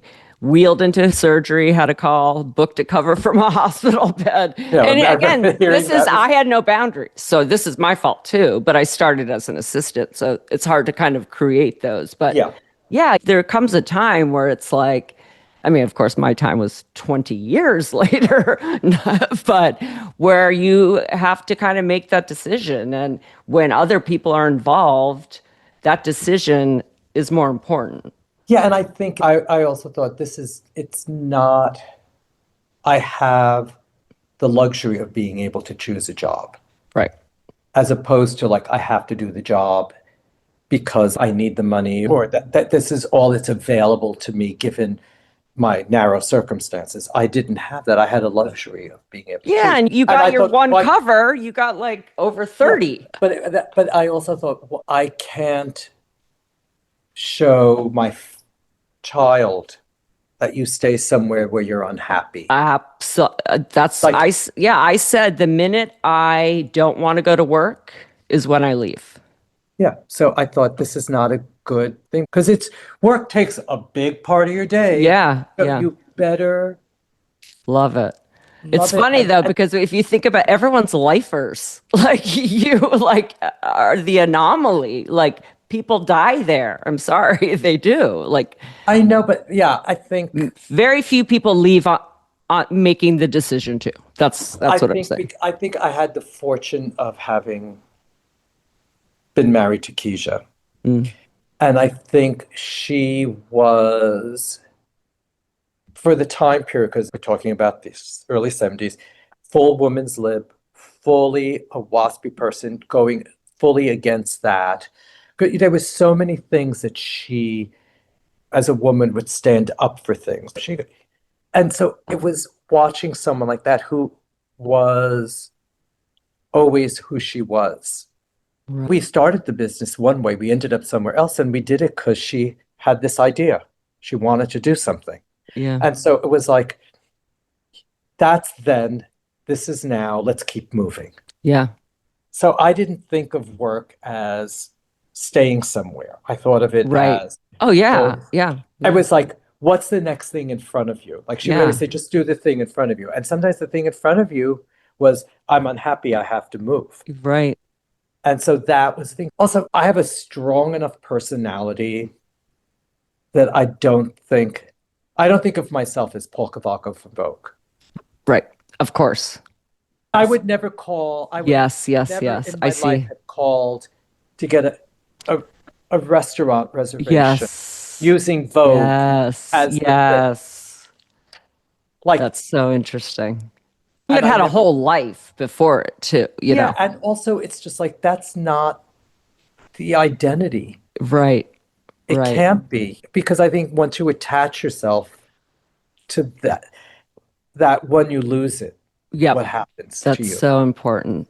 And I had Keisha to thank for that way of Yeah. thinking. That's I've had the great fortune of having had incredible people in my life telling me, and that was fashion. There's so many great, creative, fabulous people in fashion. and for you, the photographers are a lot of those people.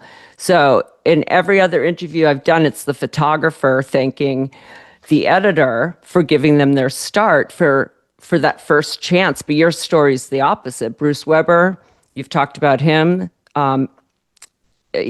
saying he's kind of good at this. Stephen Meisel brought you back to work after Keisha died when you thought you were done. Without them, you wouldn't have been in magazines at all, or at least at the time you did. You've said, the best experience in my fashion career, the opportunity to work with people, incredible fortune. I was married to a brilliant editor stylist, worked with Avedon, and worked with Bruce Weber, who taught me an incredible amount about styling. Then working with Stephen Meisel, with Patrick Demarchelier, the subject would never lose interest. About collaboration, you've said, when you look at a photograph, you get something from the photograph, whether you realize it or not, because there's an emotion behind it, a heart behind it, there's a pulse. And the minute you take that out of the equation, you're just taking pictures. They can be very good pictures, the clothes can be pretty, all that doesn't have to go away, but you don't have the connection. You've described the photographers you've worked with like this. Patrick, you said he is a great portrait photographer. Stephen Meisel, he is the great fashion photographer. There's a great fuck you in the picture. It's always a little bit turned. You always see the clothes, but there's always a little bite to it that you don't expect. Peter Lindbergh, he is the great romantic. There's something very dreamy about the images. Bruce Weber, the great American photographer, loves everything Americana. Herb Ritz, Herb was monumental.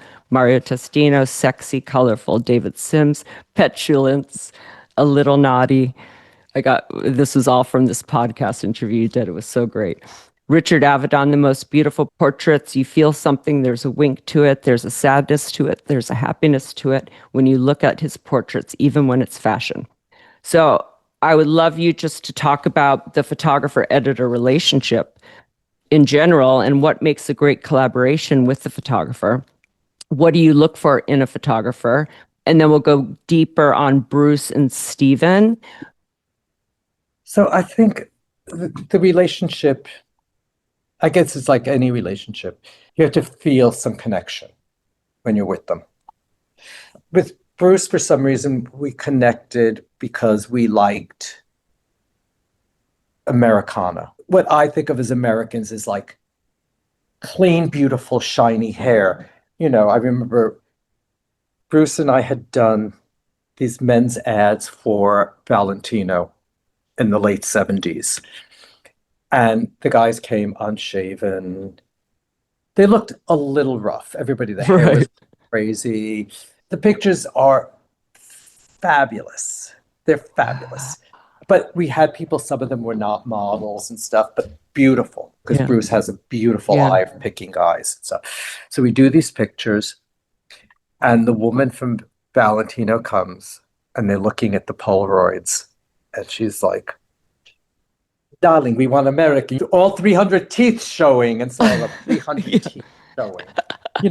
And we didn't have that. They all looked a little grungy, a little bit sexier and stuff. Yeah. But Bruce taught me all that. Like, that also is American. It's very James Dean. It's very, it's still all those things, maybe modernized, but it's still all those references. I think Bruce is 5 years older than I am. So we're similar in what we've seen. It's the same. So we had the same movie references. We had a lot of the same references. Same with Stephen Meisel.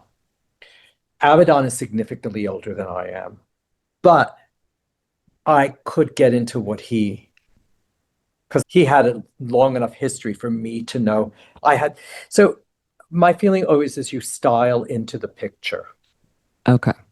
So that whatever their picture is, whoever their woman, their man. So can you give an example? Is it even possible? I'm just winging it, of like how, if it's, I don't know, the same model, the same, let's say, trench or something, like how you would do it, how it would look different, or how you would do it different, or do you not even bring the same? We could try it that way. So let's say you have a trench coat. Yeah. Each photographer has a personality. Right. And has a light, and the light has a personality. Also, how they like clothes has a personality. And how they create the girl. So let's say, take Linda Evangelista, just because she's a chameleon, so you can just keep changing her. Yeah. So you have it with Avedon. The light is very specific in the studio. Right. It's lit in a very specific way. So you almost feel like you see the human. It's a very specific type of portrait. Okay. You feel like you're getting something of the inside, whether or not you are. You think just exactly. The way they look. It's sort of the way they confront the camera with him, because he's very confrontational. Then you go to Penn, who I've worked with only a few times, so I don't really know. But when I look at the pictures, it's much more, for fashion, much more studied. There's a stillness to it. Stephen,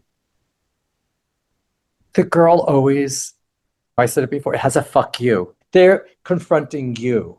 It's not right. You're not confronting. They're looking at you, and it's like, but they're imitating Stephen, because Stephen is very that. So they're sort of him. So he's like much. They're more watching punk. You watch them. Yeah, he's much more punky as a person, much more, Yes. and and it's much more his detail. It's very like Avedon, the gesture too, for both of them, what the hands are doing, what the feet are doing, what the pose is. And Stephen is much more cranked. It's like the head is like the shoulder is here, the head is there. He'll say to the person, Like he did it on one of the Vogue shoots we did. He told the celebrity who had not a perfect leg, but he said to her, point the knee in this direction and the ankle in this direction. You can't physically do it. But when you think about it, something happens to your body, and she had suddenly an ankle. Oh, wow. So he's yes at the gesture, like the moment. And don't forget, it's a second where it's, it's but one is frame. she but she's not moving, let's say, with the trench. She's still She unlike a could be Mario. moving with either one, with any of them. Okay, they can be moving. Okay. But Penn is just still. Penn is still. Yeah. Patrick is, to me, it has a more tranquil, placid, that you feel engaged and like invited in. Right. Quieter. Yeah. But it's a beautiful portrait. Yes. Like, even the fashion is like, because you feel the girl. Yes. Because he likes everyone. They're always so beautiful, no matter what. Right. Like, even if the hair is crazy, the makeup's crazy, the person themselves feels beautiful. Yeah, always. All of them made the women beautiful. That's also the thing. Right. But Anna used to say with Meisel that he took the soul out of the woman, where Mario blows it into the woman. Does that make sense? Yeah, but I don't think of Stephen that way. I never felt he took. Maybe that was a celebrity. Maybe that was that they looked empty. Like it's more total, because exactly what he wants them. I think because when we did the celebrity, he was also doing covers. Because when you look at the celebrities what it is. When he did the celebrities for Italian Vogue, it's a different picture. Yes, no, it's the cover, right? I think the cover thwarted him. Also, I think he was thwarted by that idea of Vogue having to be a certain thing. Whereas he had the freedom in Italian Vogue, and you really see this, you felt the celebrity in that. And I think it's with the celebrity too, they don't know each other too. And Mario does a lot of the beautiful, like a lot of the, let's say, when you're getting someone ready, like there's a lot of that blowing them up. Here's the thing, and I think you maybe didn't see it. We don't see it anymore because I think there's so many people on the set. There's so many behind us. It's just too many things. Yeah. But Stephen did spend time. We were always in the makeup room, the hair and makeup. We were always sitting there talking. Celebrity, model, whatever. We're there talking. And so we're getting to know each other. So that was before the whole, But I think he just had a thing about the Vogue cover and how Anna wanted it. Yeah. That he couldn't unleash. I think he felt differently when he did Italian Vogue. He had more freedom. Yeah. So he felt the freedom where he didn't feel it at Vogue. He felt it had to be a certain way. Yeah, and it did. Yeah. Mario, I think what you feel about Mario is you feel sort of the person's joy, the person's humanity, the person's, but they're not their humanity, but more their humanity about joy, like the happiness about life, the joie de vivre. Right. Right, because the whole set's like that. You're all together. He's very inclusive. I remember at Bazaar, the receptionist said to me, she had been the receptionist at Bazaar before we got there. She said, when we all came, there was the first time that everyone, including the photographers, would tell her good morning with her name attached to it. Wow. And so that was that. Yeah. You know what I mean? Yeah. So it's just different ways of being. No, that is so true. What else? They're all slightly different, but they all, like David Sims, I always say was petulant, but he was like little boys. Yeah, it was more about his pictures. Yeah, they were asking you about. Yeah. So and it was. So they were all, but I think then as the editor, knowing that that's their picture, or what you think their picture is, what their picture they end up doing with you. Right. Whatever the assignment is, it's a photograph. You follow the photographer and you style into that. Like, what are we doing? Who is this person? Who's this character we're creating? Who is this woman? Who is this man? It's about clothes, but clothes would just be hanging in a closet or in a shop until it's on a human. And the human is the one that gives it its character. Because everyone wears a shirt. How people wear shirts is so different. How people roll the sleeve, how many Yeah. buttons they Yeah, open, do they exactly. flatten the collar, do they wear it up, do they leave it Right. naked? That's So so all those, true. Yeah. so clothes really are how you express yourself. Keisha would always say, it's the picture that says 1,000 words about you. And so here's a picture, it's about to say a Right. thousand words about Right. you. Better get the vocabulary right of this person. And That's so that's interesting. so that's how I approach, Yeah. I just approach it. And you try. Sometimes you're successful. I've had a lot of shitty sittings. I've done a But lot of you're shit. not trying to get the photographer to do a picture for the magazine. I mean, No. No, obviously because I you're think doing that, but you he's already been chosen. So yeah. with the No, it's assumption that this, yeah, I've never told someone to change their light. I don't tell the photographer what to do because he's looking through the lens. He's got to see it. So right, I'm not standing behind the lens. I'm standing next to the person. It's a different point of view. right, right, So it's their point of view, and you have to kind of align with it. I think you can tweak them. You can make suggestions. That's part of the collaborative right, thing. exactly, exactly, And everyone has to feel they have the freedom to say, what if she did this? What if this happened? right, Because you do struggle to take a picture because, first of all, we're shooting models. Models are, for the most part, even if they're not beautiful, there's something beautiful about them. right, There's something special about them. So if you put a red lip on them, they're going to look fine. Put a right, blue lip on them, they're going to look fine. They're beautiful. right, So then you have to start making choices. And sometimes you'll think they right. look fabulous. And then you'll think, but something's not speaking to Miss- me. Have I pushed it enough? Oh, that's the Avedon. Where's the surprise, right? Yeah. Like when he would say What's to the me, surprise? Yeah. like the first time he said to me, I had no idea what he was talking about. I was the beginning of my career. I had Yeah. really no fashion talk. Like, what's the surprise? What the fuck are you talking Yeah. about? But I knew enough to say, oh, it's the purple sock. Yeah. And he would say, okay, and then work around it. So he'd tell the person to pull the Yeah. pants up a little bit. It was, yeah. So you have to learn the language Right. of the photographer. You have to learn the language of clothes. And you also have to know who the model is and what they're capable of. Mm. Because they're collaborating with you. Like, yes, they're beautiful. And you can take a picture, it's going to be gorgeous because they're beautiful. Right. But is it the picture you want? And then you leave out their humanity. And part of what makes them brilliant is what they bring to the photograph. Right. You can't exclude that. Right. And I think when people talk about modeling, they think that they just stand there and they're beautiful. Right. They snap a picture. Right. I mean, that was Mario and I.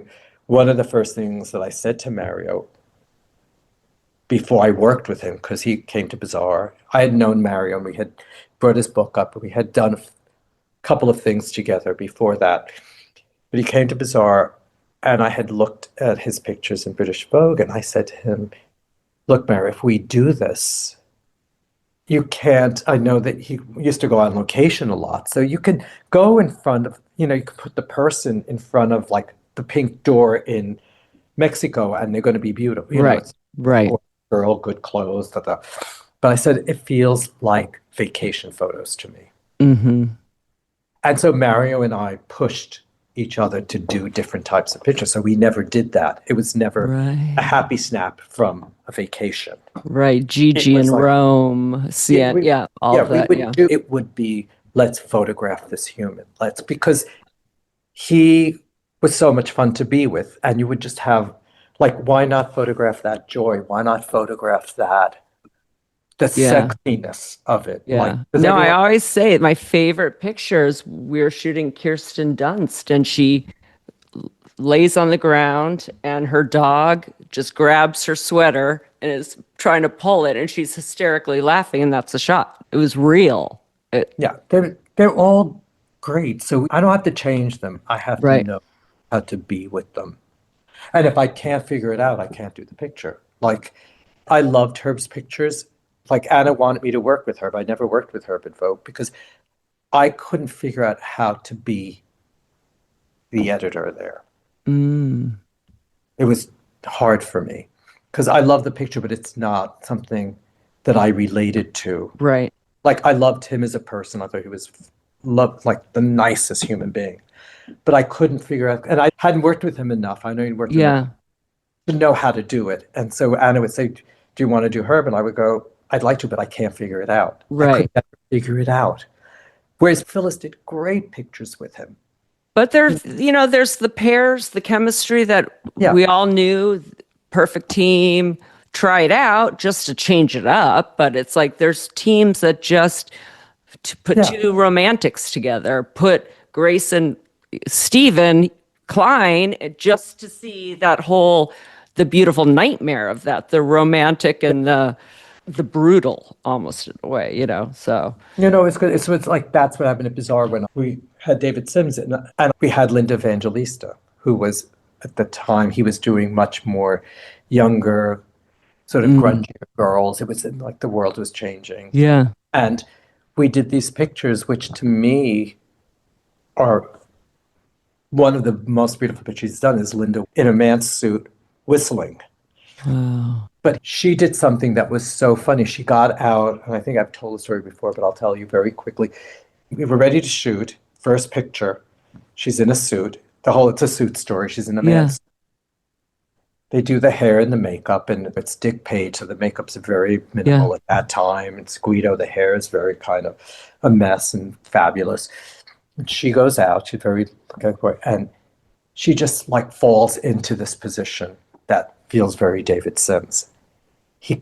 So he picks up his camera and is about to take the picture, and she then strikes a pose and then starts laughing and says, "See, it's only modeling. It's not whether I'm that person." Oh my God. And so she could do both things. And so when she did the picture, she gave David,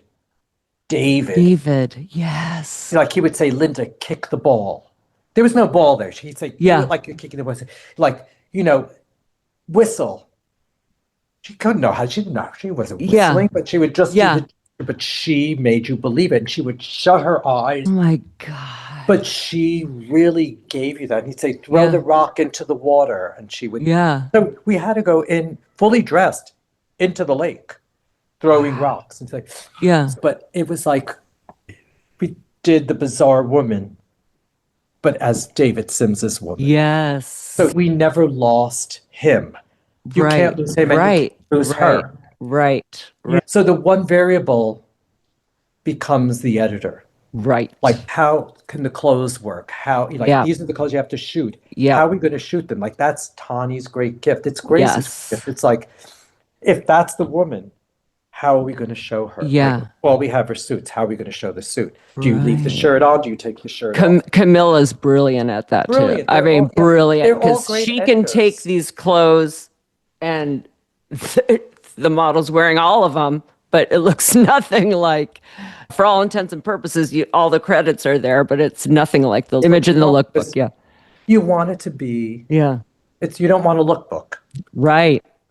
For the magazine, you want the woman in the magazine to express the vibe of the magazine. Right. And there's a lot of facets to the same woman. Mm-hmm. Because we don't have just one way of being. Right. So, you have to have the space to have, the Helmut Newton woman mixed in, and woman mixed in with Stevens woman and Avedon. Like all of that has to live. But there has to be something, and the thread is the Vogue or the Bazaar or whatever it is. That's the thread. Oh my God, it's fascinating. Okay, we've covered so much ground, from Hunts Point to Vogue covers, from Keisha teaching you to tie a bow to creating some of fashion's most iconic images. Now I want to shift these final questions about legacy and what comes next. So here you are now in LA with your daughter and grandkids, looking back at a magazine career that simply doesn't exist anymore. These last few questions are about those who have helped you along the way and those you will help along their way. with your words and with all that you have accomplished thus far. Let's start with your mentors. We've talked about the photographers who are more than just collaborators, Meisel, Bruce, Avedon, and the EICs, editor-in-chiefs, who helped to hone your process, from Anna, precision, from Liz, acceptance and individuality, from Linda, direction and independence. But what's evident through all my research and every interview and just listening to you today, it's clear that Keisha is the one you consider to hold that role. You said Keisha Keeble, without a doubt. She was my mentor. She was it. She taught me everything about fashion. Since Keisha was an editor at Vogue under Mrs. Vreeland, she would tell me all these wonderful fashion stories, and that's how I began to learn about that world. She taught you how to tie bows, how to tie shoes, how to pin clothes, things you had to learn how to do. She taught you all the rules, and then once you learned the rules, you could learn how to break them. I never met her, but I've had so many guests on who worked with her, and everyone talks about her in this otherworldly way. Like she was a guiding light, a fairy godmother, someone with this magical ability to help others succeed. You've spoken about her a lot today, but anything else? I mean, I thank God Yeah. that for 1,000 reasons. Yeah. I have a child Right. because of her. Yeah. But she was magical. She was. She just was. When you speak It's to all almost these like people, this. Yeah. It's she had this incredible democracy about people. She just loved people, and she could see, just slightly psychic. yeah. See, that's what I'm hearing. She saw what they were going to become and help them believe it, or something like that. Well, she said to me when we started to do this, she said, "You're going to meet all these famous people." This is before we shot celebrities, like how we shoot celebrities now. So She would say, and I was like, "I'm not going to meet anybody famous." Like, are you crazy? I've met so many. I mean, I've been to the fucking White House. I photographed the First Lady. I photographed Oprah Winfrey. I photographed Aretha, Little Richard, Britney Spears, from all over, but people that are famous, and then people that became famous. And it was just like, I just did the job because I needed the work. We had a baby and we had to work, and I loved doing it. And it was the 70s. It was much looser, it was smaller. I didn't think it was going to grow into this. yeah. But she could see. Stephen Meisel's agent came. Stephen was still illustrating at W. And the agent came to our apartment. Her name was Frances Grill. She was this fabulous agent. She ended up opening Click Model Agency. But she was Toscani's agent. She was Uli Rose. She was really great. She then comes, and at the time it's a carousel, which is a slide machine. And on the back of our door, she's showing us Stephen's picture. And Keisha looks at the picture and says, "I love, they're so happy, they're so adorable." And then we hired him to do a shoot. He does his first try, gets a self cover. And we do self with him. Yeah. So we started to do things, and he would work at women's wear during the day and then come and shoot covers at night. And then Keisha took him on a trip and then said to me, "You have to get him to quit his job and come do this shoot." Because he said he was going to lose his job, and he was about to buy his little apartment on 21st Street. He said, "You got to get him to quit." And I'm like, "I'm not going to quit." So I had to call Stephen and say, "Stephen, Keisha wants you to do this trip. She says that this is going to be your career. This is, you won't, this, that." And he didn't quit at that moment, but he did the job and then eventually quit. And look who he is. But she could see it. Yes. So she could see, but the same, like all the hair, the makeup. Yeah, it's the hair. Yeah. I mean, Julian, Christian, like everybody. The thing that was her gift, but she also was a great editor. She loved clothes. She knew how to do clothes. She was brought up with clothes. Right. But she's very tawny, very similar, in that they're brought up with that thing about clothes. She was magical. I know, it's wild. She loved people and could see. She could, Definitely could see. Yeah. and And that helped. Others trusted her taste, ability, everything. And if she could see in me, then I better see in me. yeah, That's the impression I get. yeah, and I think she allowed things to happen. I think my daughter is very similar. My daughter has a very similar thing. Like people call her all the time, what should I do? What should I Yeah. do? So Keisha taught me a lot. Like working with Bruce at the very beginning of his career, she taught me how to be with a photographer. Right. With Stephen, how to be with a photographer. She taught me all that, how to be with Yeah. hair and makeup, Right. how to be in the studio. And her whole thing was, we hold the space of possibility. Because it could go anywhere. You've been on 100 Oh, shoots. yeah. It can go anywhere. And it sometimes goes so south, and you got to get it back. Yeah. I think what's very hard about working at magazines is that the magazine is a commercial venture. Mm. And here are people like the photographers who artists, Artists. Yeah. the hair and makeup people, artists, Artists first. Yeah. makeup artist. Yes. It says it in the title. Yes. You know what I mean? And most of the editors, and I guess I never considered myself an artist, but so I didn't have that.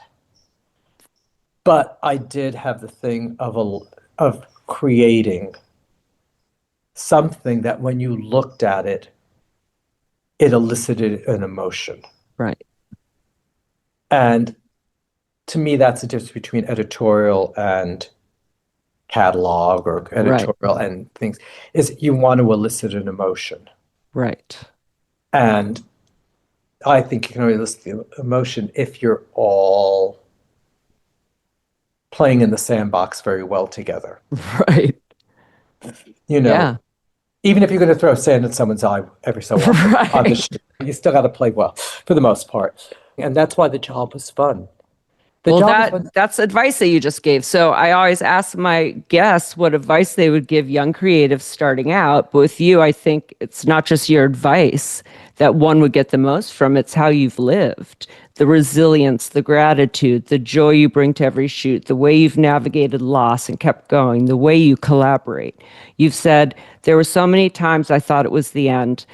Like when Keisha died, I thought I'm done because my whole thing was tied up to her. So many people have helped me through all of the hard times. I have an incredible child who has helped me. Like, you have to be grateful. That's living gratitude. That's what young people should model themselves after. But since you are so wise, let me read what you've said about working in this industry. You've said the thing is, you have to work. You really have to work. Clothes are a language, and you have to learn the language. There's a difference between taking a picture and making images. As a stylist, you can be very good at putting clothes together, but the really good ones, there's a spirit in the picture, just what you said. And Keisha taught you holding the space for all possibilities to happen. To someone wanting to break into the industry today, you've said, internet, internet, internet. It's a brilliant industry. You just have to figure out what you want to do, what your place is. When I asked Dick Page what advice he'd give young artists, he told me the best advice he could share was actually what you taught him. You may not have to do everything, but you should be able to. He said this wisdom from you is what he now passes on to the next generation. Anything else you want to tell young Paul walking to his first Buddhist meeting? He doesn't have a clue what the next 4 decades have in store for him. No, you don't know what's in store when you wake up in the morning. You're right. So it's like, this is an adventure. Sometimes I'm not into the adventure I'm having, I have to be honest. I think you learn, and you learn this a lot of times because of loss. Because when it's going well, it's fine. And you're not paying attention. When someone passes and it affects you, I think you learn that something can happen at any moment. You could have the person and then the person's gone.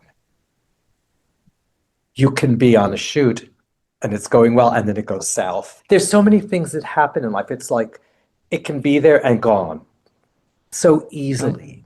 So you have to learn to be flexible. And I think one of the things as a parent that we learn is your child could be fine and suddenly fall and hurt themselves. That changes the mood of the day. Right. So you, Yeah. but you got to keep rolling. You got to keep going. You got to keep moving forward. And the whole thing is, how do you keep moving forward? For me, and that was the thing. It's like, in general, I do the thing that's in front of me. I have a plan of where I'm going, but I'm not stuck to the plan. Right. And that frees you up if the plan changes. Yeah, and it's inevitably going to change. And right. and my tendency is to want to make the person that changes the direction wrong, because I'm lazy, and once I've decided I want it to stay that way.